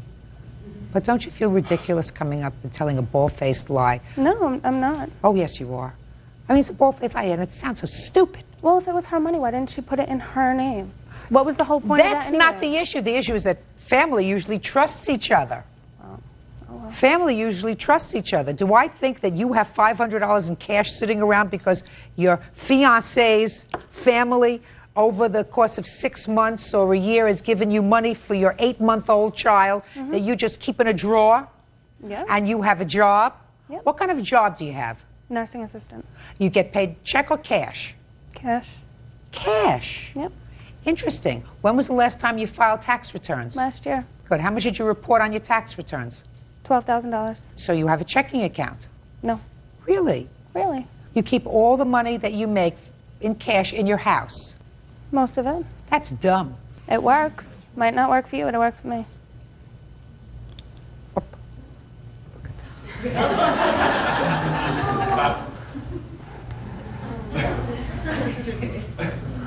You have to see.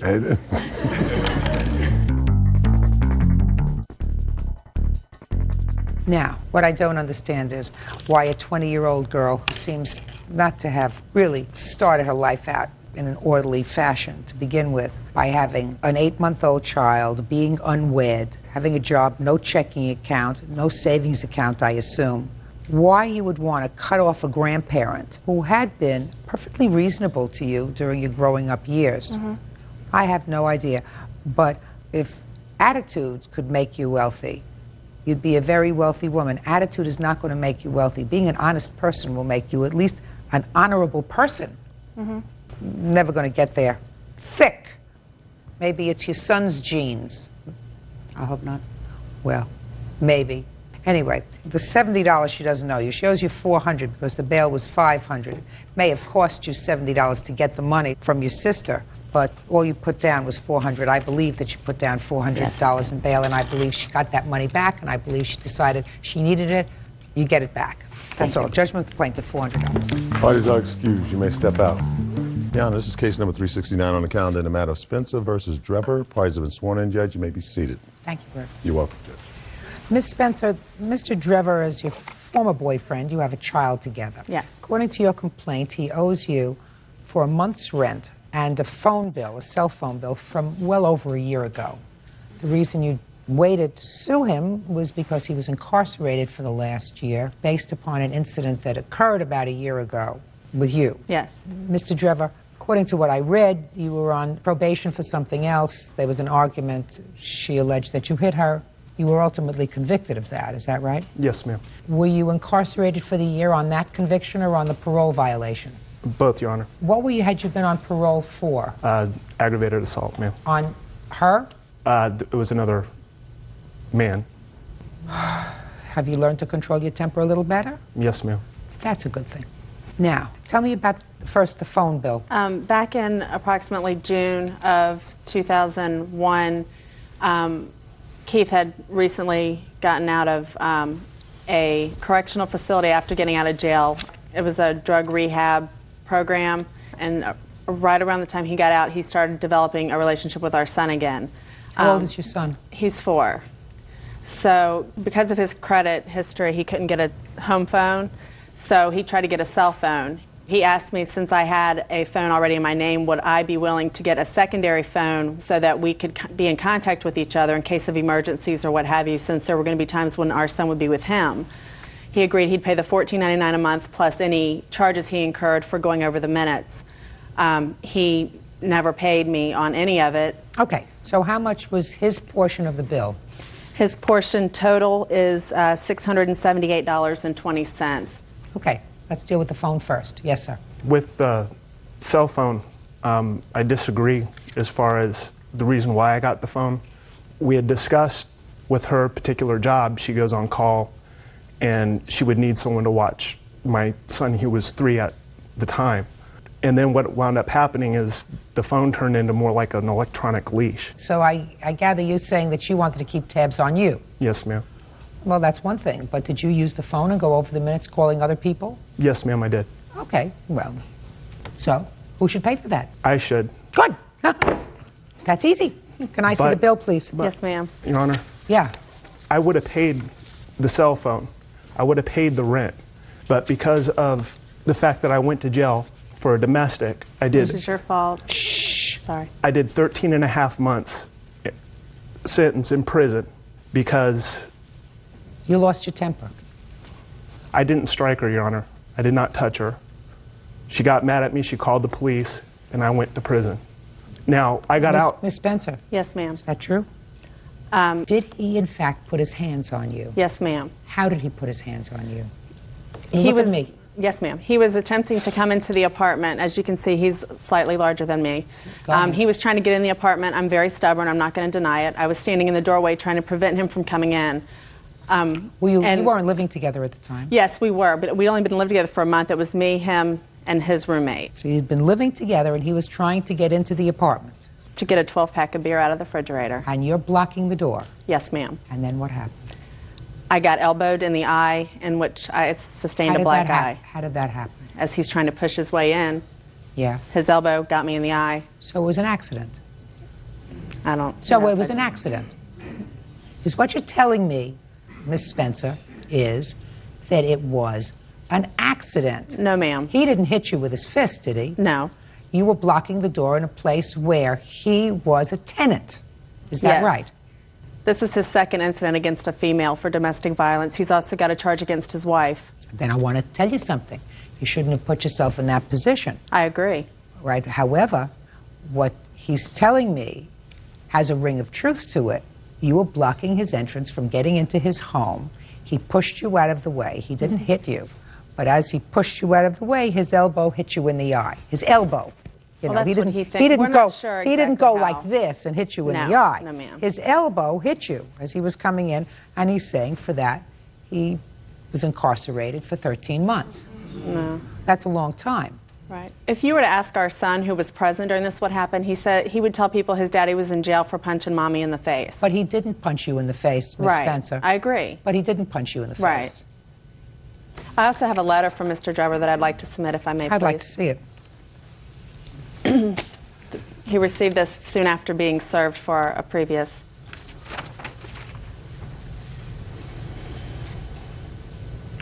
Well, it's a nasty letter, but he spent 13 months in jail for something that really has some mitigating circumstance to it. Did you have a trial? Well, ma'am, the way the situation worked, I had 3 days... Did you have a trial? No, ma'am, I had a plea bargaining hearing. What was the plea bargain? 13.5 months, or I would on the old case and this case? In this case, to get it cleared out. If I would have taken it to trial, and even if I would have won the trial, they were going to send me away for 7 years. On the parole violation? On the probation violation, correct. Your Honor, he also has a copy of his arrest history with him. If you could look at that, you would kind of get an idea. believe, listen to me, Miss Spencer. Yes, ma'am. My dear, I believe that Mr. Drever has a very bad temper. Whether he has resolved his very bad temper, I don't know.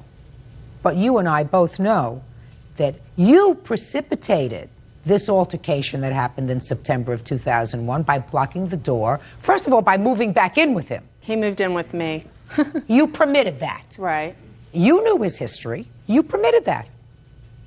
And if he was going inside to get a six-pack of beer and you decided you didn't want him to do that and you stood in his way, he's allowed to go into his home. Well, there's an incident that precipitated that I didn't get a chance to say.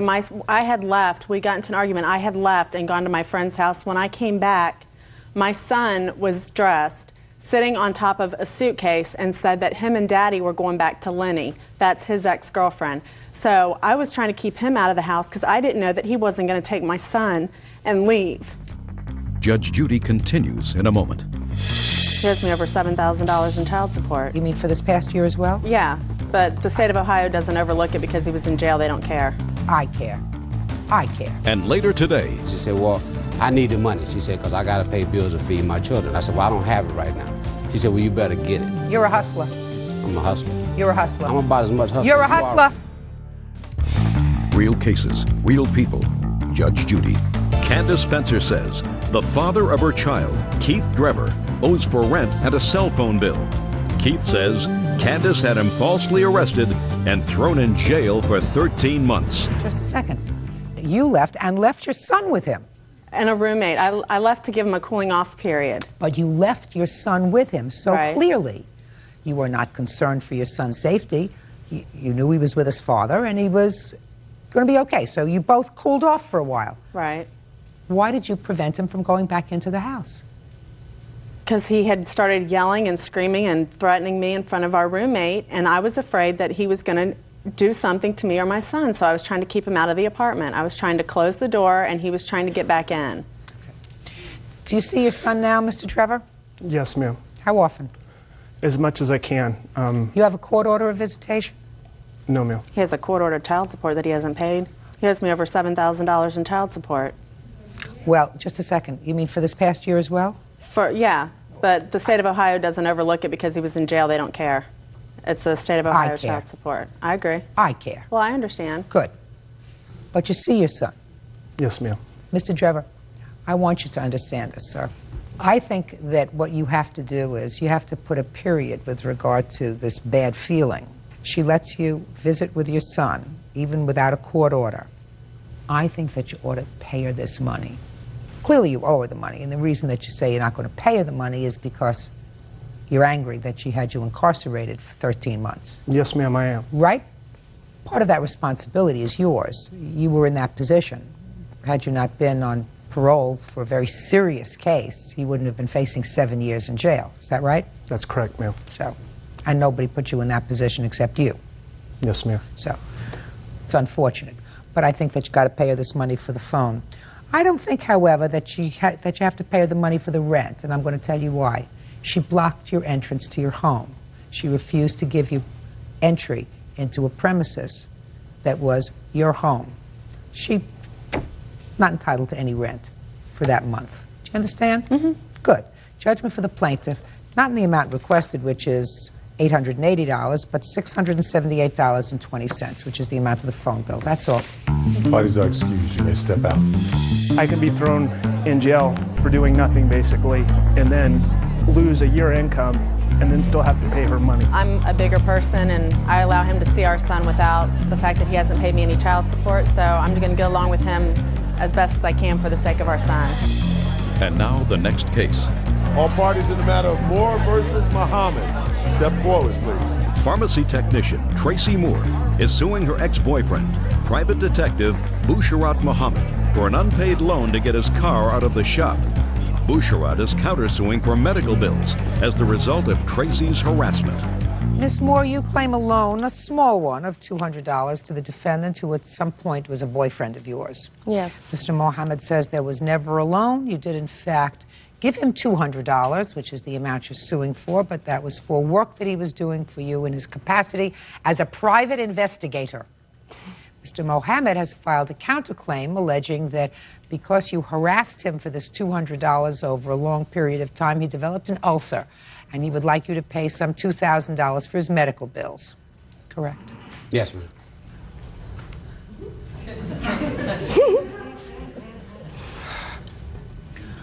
When did you meet him and when did you give him the $200? I met him at the end of July in 2002. I loaned him the $200 on September 2nd in the agreement that he was going to pay me back. September 2nd? Yes, ma'am. So did you start to date him? Were you dating him in July and August? You could say that, yes. What do you mean? I don't want to say that. I want to know if you want to say that. Sorry. It was more of he starting to take control of me and was making me call him all the time, and so I guess he was claiming me as his girlfriend, yes. I don't know what that means. Your Honor, she's lying. That's why she can't even tell the court straight what's going on. I'm going to get to you in a second. Did you go out to dinner together? No, ma'am. Did you go to a movie together? No, ma'am. Did you go visit a park together? No, he was always... A zoo? No. I don't want to hear anything. Did he come to your house? Yes. For dinner? No, ma'am. Did you have an intimate relationship? Yes, ma'am. Judge, about this $200 in September. He asked me to loan him $200 so he can get his car out of a shop. Tell me where you were when you had this discussion. In my apartment. And exactly what did he say to you? He asked me if he could borrow the $200 so he can get his car out of the shop and that he would pay me back within 2 days when he got his money. And then he took me to the bank to cash my check, and that's when I gave him the $200. And what happened on September 2nd? After that, you didn't see him anymore? He didn't come over, and I would try and call him, and he told me to stop harassing him, and he would hang up on me. Okay. Okay, Mr. Mohammed, let me hear you, sir. Yes, ma'am. First of all, Your Honor, we never dated. We had a friendship, but we never dated. That's why she couldn't get it straight. I never told her my car was in the shop. She came to me. She said that her mother was trying to... Just a second. She came to you where? Well, we were at her house talking. So you were at her house? Exactly. She didn't come to you? No, we were at her house. You went to her house? I went to her house to visit her. Go ahead. And she said that her mother was her mother was really upset. And I said, about what? And she said, well, because she is trying to get money from her ex-husband, trying to garnish his wages. I said, well, I did investigation part-time before. If you want me to try to help you, I can save her a lot of money by taking her down to the court places where you could buy the paperwork, show her how to fill the paperwork out. She could do it herself. You were going to take her to the courthouse? No. Where? I have a client of mine that owns a store where he sells paper, you know, the packets that show you how to file on landlord disputes and certain things, small things, individual. So you were going to take her to the store? Yes, ma'am. And get her the right set of forms? Exactly. Go ahead. And she said, yes. She said, well, I told her, well, for a flat fee of $200, I would do that. Ms. Moore said, I'll give it to him when I get my check in the mail. Okay, so that's what you say it was for. You took her to the bank, she gave you the $200. Exactly.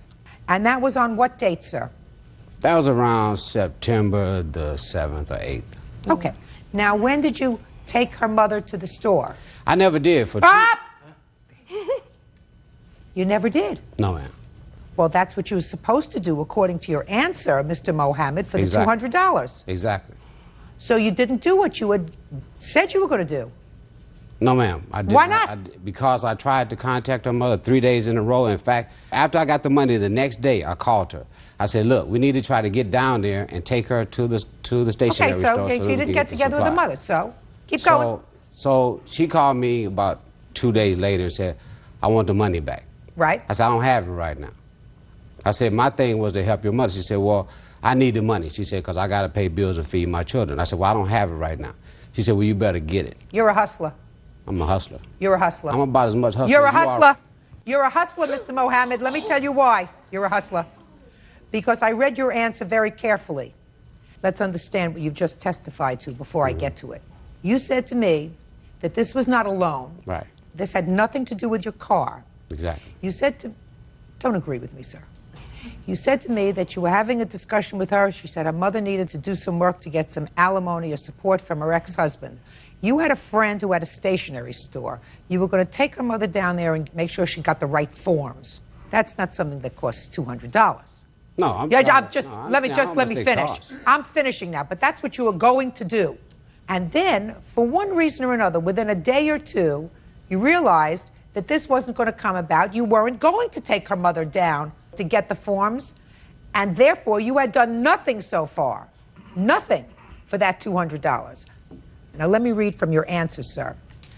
In August, she hired me to do some investigating on her mother's ex-husband. I made them a deal that I would do the work for a flat fee of $200 up front. I got started on the case. What case? Going to your friend's store? In any case, I started the work, and the few days I put in on the case are worth more than $200. That's what you swore to. You did nothing. Nothing. So why didn't you give it back to her? Because she had people coming over to where I live at, threatening me on the phone. Why didn't you just give her back the $200 or say to her, because she I'm never sorry, said, Miss Moore, I shouldn't have spent it before I did anything, but I told her spent that. it. I told her that. Did you tell her you would give it back to her? I did tell her that. Did you tell her when? I told her to give me a couple of weeks. So why, Mr. Mohammed, did you swear to, in your statement to me, that you had already done work on the case? Why didn't you just say, I told her that I would give her back her money, just give me 2 weeks, I didn't have it? Why didn't you write that in your answer? Because I did tell her that. I did tell her I would give her the money back. You didn't tell that to me. Even though I initially had started, even though I contacted her 3 days in a row to contact her mother. I even met with her mother. Her mother came by and I talked to her mother. You getting the whole thing? I went to her house and talked to her mother. You're getting the whole thing, right? All right, let's get to your counterclaim. So she bothered you. She called you 50 times a day. No, she's sending got people an over to ulcer. my house threatening me with terroristic threats, physical violence. And that gave That's you an not ulcer? how you go about getting your money. That gave you an ulcer? Well, what gave me ulcer was deciding, well, should I kill these people for threatening me over $200? Or should I try? Because people don't understand. Little small things start great wars. And these people were threatening me with physical violence about $200. I'm not no punk or pushover. So if they got to bring a life to take a life, my point is that they come to take my life, I'm going to take theirs, even if it's about $200. Good. Okay. Judgment for the plaintiff for the amount of $200. Your counterclaim's dismissed. Thank you, Your Honor. Parties are excused. Ma'am, wait here. This is case number 407 on the calendar in the matter of Ackerman versus Hodges. Parties have been sworn in, Judge. You may be seated. Folks, have seats, please. Mr. Hodges, you are the owner of this bar and grill? It's a corporation. I'm the president, majority shareholder, yes. What's the name of the club? Belly Up Tavern. How long have you been president? 28 years. In the 28 years that you've owned the club, how many times have you been sued by patrons for having them illegally bounced from your club? I'm going to guess 5. Now, Ms. Ackerman, it is your complaint that one or more of the defendant's employees that were employed as security in defendant's club forcibly ejected you from the club. Not only were you bruised physically during that time, but you were also emotionally bruised, embarrassed. The defendant's position is that you were drunk and disorderly and had to be forcibly removed from the club. Is that right, sir? Correct. Okay. This is the boyfriend who was with you that night? Yes. You are Mr. Parisi? Yes. Fine. Okay. Ms. Ackerman, tell me what you were doing at the club that night. It was supposed to be a really good band. We were actually down the way at a grand opening for a tile and bath store. So you hadn't started out there? Had not started out, had not had plans or intentions of going there in the first place. How far was that from the defendant's pub? Probably about 5 doors north, same sidewalk. And what time did you arrive at the grand opening? Around 8:30. There was alcohol served there? They were serving alcohol, yes. Okay, and did you drink there? I started to have a glass of wine poured for me, but they ran out of white wine, so I had maybe half a glass. And was Mr. Parisi there with you at 8 o'clock? Yes, he was. Were you a guest of whom at this tile and bath place? A woman named Susie Banks. She was working to open this new store. When did you leave? Around 9. Okay, what happened at 9 o'clock? Susie Banks gave us tickets. Look at me. Gave us tickets for the Belly Up. She said it was a really good band. I don't even recall the name of the band at this time. And she handed us the tickets and talked us into going over to the Belly Up. And you got there about 9 o'clock? Shortly after, we did stop at the Wild Note Cafe, which is right next door to the Belly Up, with another couple, and we shared dinner and shared 1 bottle of wine there. What time did you leave dinner? I know it was before 10 o'clock. And you went to Belly Up Tavern? We went into the Belly Up. And you gave them your passes? Mm-hmm. And when you first arrived, did you have anything to drink? No, I didn't. It was actually so crowded I couldn't even find my way to the bar, let alone order a drink. Why don't you pick it up from there and tell me what happened with the defendant's employees? I had gone into the bathroom. What time? I wasn't carrying a watch, so I really can't say. I'm sure that all this was over and done with by 11 o'clock. But when we came out, it was just way too overwhelmingly crowded for me. I wasn't enjoying myself, so I approached Lorenzo, told him that I was going to be leaving, and I didn't mind if he stayed. And I was headed towards the exit when 2 to 3 men approached me from behind. I didn't even see them coming. And what happened? And they started to put their arms on me without saying any words. That's my whole argument. I feel that they used excessive force instead of verbal communication. If they would have just spoken with me. Tell me what they did, exactly. They started to put their arms on me. What do you mean started to put their arms on you? Well, they approached me from behind, so I couldn't really see. My peripheral was, pretty restricted. Right. And they didn't say anything. I asked who they were, what they wanted. I didn't hear any response. And as soon as they started to touch me, I started to shrug them off, shake them off, because I didn't want them touching me or on me. And they wrestled me to the ground and picked me up by my ankles and my wrists and carried me out the front door. And during the struggle, unfortunately my tube top had slid down around my waist, so as they were carrying me out by my ankles and my wrists, I couldn't even pull up my shirt. My whole upper body was exposed. And what happened? They dropped me off out front, and police came, and a friend drove me home. Is there a police report? I heard that there was a police report. You don't have I don't have it. Fine. I have a sheriff's report from when I made a report about not even 2 days later. So you were not physically injured? Minor scrapes and bruises all over my body, my back, my shoulders, my arms, Do you have my any wrists. photographs for me? No, it claims right here in the sheriff's report that he does note all of them, and he admits that when he tried to photograph it, the lighting was wrong. He shot directly. I'd like into to see that. I highlighted that section with the actual injuries. At first you told the detective that you did not wish to prosecute the case, is that right? Yes. What changed your mind? Did you see a lawyer? I believe... The answer is either yes or no. Did you see a lawyer? Yes, I did. Okay. I spoke with one on the phone. How many days later did you speak to a lawyer? The next day. Did you go to the hospital or an emergency room that day or the next day? No, I did not. Was it at the suggestion of the lawyer that you called and make this sheriff's report? I do not recall. Sure you do. The only intervening act between the time this incident happened and the time 2 days later, not related to this incident, was your call to a lawyer, is that right? I did call a lawyer the next morning. Fine. You also told the detective that you were going to see a doctor that day, is that right? Yes. Did you go and see the doctor? Yes, I did. Okay, what doctor did you go and see? Was it a doctor, your personal physician? It was through the Sharp Reese Steely Urgent Care, and I did not have a chance to pick up the records before I left. I do have my chiropractor's report. You went to a chiropractor? Yes, she Had you referred... ever... Shh. I'm asking questions. Had you ever seen a chiropractor before? Yes, I have back problems to begin with. So you went to see the same chiropractor that you had seen before? Actually, no. I had never seen James before. So you went to a different chiropractor? Yes.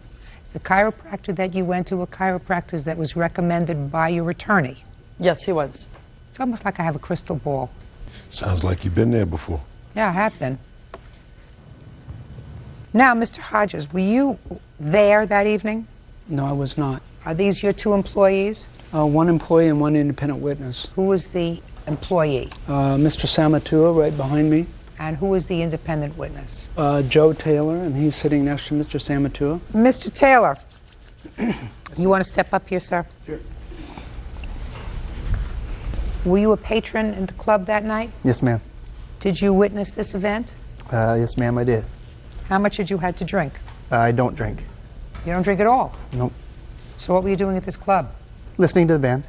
Other than being a patron and visiting the club, do you know the defendant? No, I do not. Now tell me what you saw. I was standing at the end of the bar, and I was just up stretching my legs because we were sitting close to the stage. And I just kind of heard a ruckus, and she had come out of the ladies' room. And I Did you see that? I didn't see her come out of the ladies' room, but I heard one of the bouncers, and I believe it was this gentleman, say to her, "You can't go around shoving people." And then she basically turned to him and told him to go himself. Judge Judy continues in a moment. I did serve her wine myself, and when we did run out of wine, she actually showed me behind my desk where she had a stash of wine. That's not true. Real cases, real people. Judge Judy. Aaron Ackerman says nightclub owner David Hodges owes for an assault committed by bouncers at his club. David says Aaron was drunk and belligerent. Go ahead. And he got up and he put his hand on her arm and said, "You have to leave the premises." At that time is when she pulled away and he went to grab her again and she started to swing. What do you mean she started to swing? Well, she didn't want, leave me alone. And then at that time another bouncer came. And one of her shoes came off because she was kicking so hard and flew back over. What do you mean she was kicking so hard? She was trying to get away from him, I guess. You mean she was standing up and kicking? Yeah, at that time. Go ahead. Then a third bouncer saw what was happening. He came over and she was fighting so hard she slipped and she went down on the ground onto her back. And she was kicking and trying to punch, scratching, and that's when she was exposed on her top. Did you see her being removed from the premises? I saw them finally pick her up and take her towards the front door, and that was the last I saw. You were never close enough to her to determine whether or not she appeared to be intoxicated? Not really. I couldn't smell her breath or anything like that, no. Well, she acknowledges that she was, well, buzzed. Is that the word you used? I believe it was, yes. Yes, I see that in the report that you have here. The detective, you say you weren't drunk, but you were buzzed. It's a little lightheaded. Does that scenario sound familiar to you? Not quite. Well, I didn't actually start kicking until I was already on the ground. How did you get to the ground? They wrestled me down. That's not what he said. He said that you were kicking so hard that you slipped. That I threw myself off my feet. That you slipped. Fell. That you slipped and went down. And no one was touching me on my way down. Well, I'm not. They were trying to grab her to escort her out the door. Mm-hmm. And in all the ruckus. Do you recall the security guard telling you that you have to leave? He didn't say one word. Do you recall saying anything to him? No. Just, what do you want? What are you doing? You don't recall anything that this gentleman says he heard you say, cursing at him? No. No. Not till I got outside. I recall being very volatile. That's not what he said. He said that within the club. I did not swear within the club. You know this gentleman? I don't. Never seen him before in my life. Well, he saw you. Sounds like it. It does. And he wasn't buzzed. Good for him. He was also a mile away by the stage. Excuse me. You were buzzed too. We were in a bar, hence the word tavern. I don't even want your bouncer to testify. I don't even want you. Sorry for calling you a bouncer, sir. Okay? Yeah, you're the security officer. Security technicians. What, security technicians. Security technicians. By the way, thank you very much, Mr. Taylor. I appreciate your coming. Thank you. Would you step up just for a moment? I just have a couple of questions to ask you. Do you wear any particular kind of uniform? Yeah, I wear a yellow shirt that has a staff on it, belly up staff. Do the other security technicians also wear yellow shirts? Yeah. How long have you been employed by Belly Up? 2 years. Ever been the subject of a lawsuit before? No. Hmm? No. Okay, have a seat. Have any other witnesses for me, sir? We have Susie Banks here. Is she outside? She's outside, yes. Where would you get her? Susie Banks.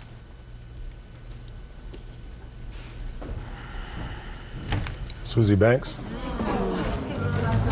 Judge Judy continues in a moment. Deputy stated Ackerman was very drunk. She swore, staggered, and pushed him in the chest. That's the police officer. Real cases, real people. Judge Judy. Erin Ackerman is claiming she was assaulted by a bouncer at David Hodges' nightclub. David has produced a surprise witness who claims Erin was drunk. Miss Banks, it's my understanding from the plaintiff that she was your guest that evening in the opening of a tile store. Is that right? Yes. That's what you, is that correct? That is correct. Okay. Miss Ackerman says that they ran out of wine by the time she was going to have a glass of wine. She had about a half a glass of wine. Does that sound right to you? No. Well, what do you know? I did serve her wine myself. You did? Yes, I did. How many times? I don't recall the number of times, but we were all having a great time. And What did she have? One glass of wine or more than one glass of wine? More than one glass of wine, and we did run out of wine. And when we did run out of wine, she actually showed me behind my desk where she had a stash of wine. So she had an extra bottle in there for us for when we ran out of the wine. You remember that? That's not true. Then Miss Ackerman says that you gave her 2 tickets to go to the Belly Up Tavern to hear this band. Is that accurate? Yes, that's correct. And what about the other couple that they were with? They also got tickets. Right. You have any other witnesses that you want me to hear? Just the person that I was with and saw everything happen also. Come on. Now, Mr. Parisi. Yes. You want to tell me what you saw that evening at the tavern? At the Belly Up Tavern? Mm-hmm. From which time? From when we first got there? Or? Yeah. You weren't there very long. We did enter together into the club. We had been there a while. I think I had gotten to the bar and had a beer or 2. It was really loud. It's really dark inside there. It's not the You light. had a drink or 2? Yeah, I had a couple beers. Yeah, absolutely. But not Miss Ackerman. I actually wasn't with her when I was having the beer. Why not? Because I walked up to the bar to get a beer. There's 1,000 people in this place. I ran into my girlfriend. Speak not. As far as his story, stretching his legs by the band, that's a good 30 feet away from where we were at the time. So I don't know how he could have heard anything or seen anything when there's 6-foot-high people, thick all the way to the stage. He wasn't near the stage, sir. He said he stretched his legs by the stage. No, that's not what he said. He said he was at the bar. He Oh, he was right at the bar? Okay, excuse me. Stretched his legs and he went over to the bar. Okay, that's fine. Well, anyway. So why don't you just worry about your testimony, not his? Yeah, okay. She had come out of the bathroom, I think, and I was standing right. The bouncer sits at a certain spot when you enter the club. So she had come out of the bathroom. I had already gone by him and was standing right around the corner. She came by me, said something to me. I put my hand out or something, and She said something to you like what, Mr. Parisi? I don't really know. Exactly. Just she was leaving or she didn't want to be there anymore. And you said you put your hand out. How did you put your hand out, sir? To stop her for a second because she was moving kind of quickly. So you put your hand out to stop her? Yeah. And what happened next? She shrugged my hand off and said she was leaving. So she pushed your hand Pushed away? my hand away. Okay. Go ahead. And then, which happened really quickly, the bouncer, or bouncers, I think maybe it was one at the beginning, came up behind her and grabbed her. How did he grab her? He grabbed her from behind. He grabbed I her. want you to show me, sir, on Miss Came Ackerman, up how from he behind grabbed her. and grabbed her like this. Okay. And started to push her this way to leave. Okay. Okay? Mm-hmm. She turned around and, of course, started to kind of swing and shrug him off because she didn't know what was going on. Nobody quietly tapped her on the shoulder and said, "Excuse me, ma'am, you need to leave," which I don't know why she would have to leave anyway when she didn't push or shove or fight with me. Mm-hmm. Nothing was even going on. And you didn't hear her say anything to the bouncer? No, it was too loud. There's a band playing. So you didn't hear? No, I couldn't hear anything. So she could have said what Mr. Taylor said she could said? have said anything. I couldn't hear. It's too loud. So she could have said... I don't know how he could have heard. Shh. It was so loud you couldn't hear anything. Is that what you just said? Kind of hard to hear, yeah.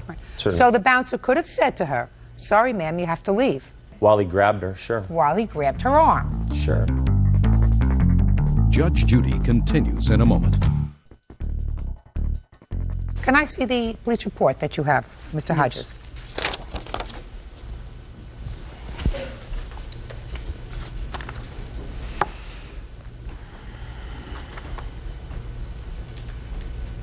Ms. Ackerman, I'm going to read you what deputy who responded to the scene that evening and actually witnessed what happened, at least outside, stated in the police report. Have you ever seen this police report?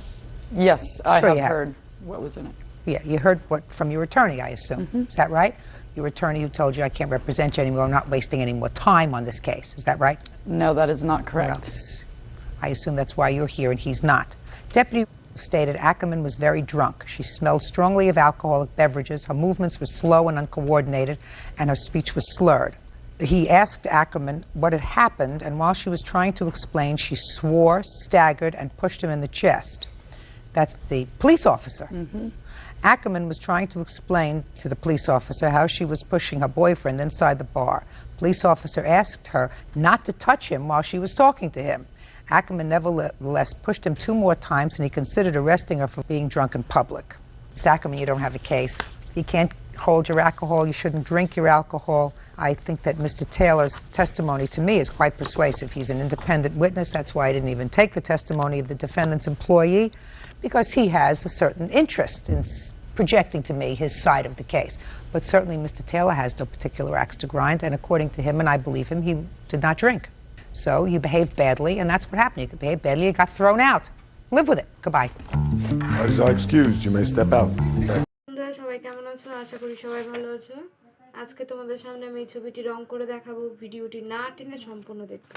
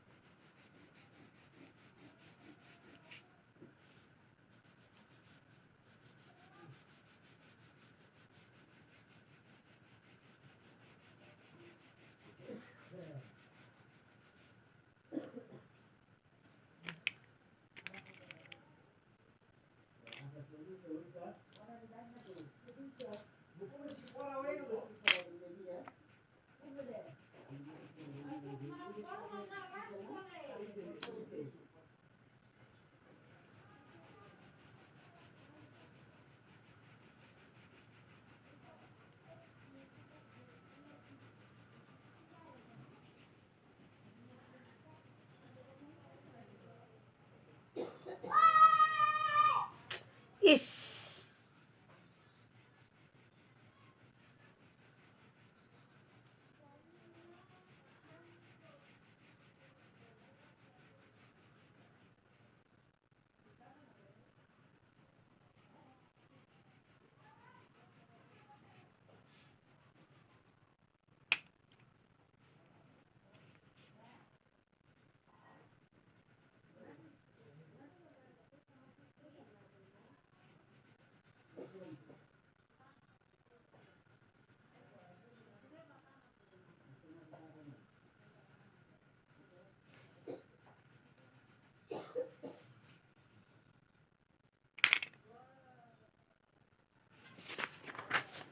আমাদের ছবিটি রং করা সম্পূর্ণ হলো।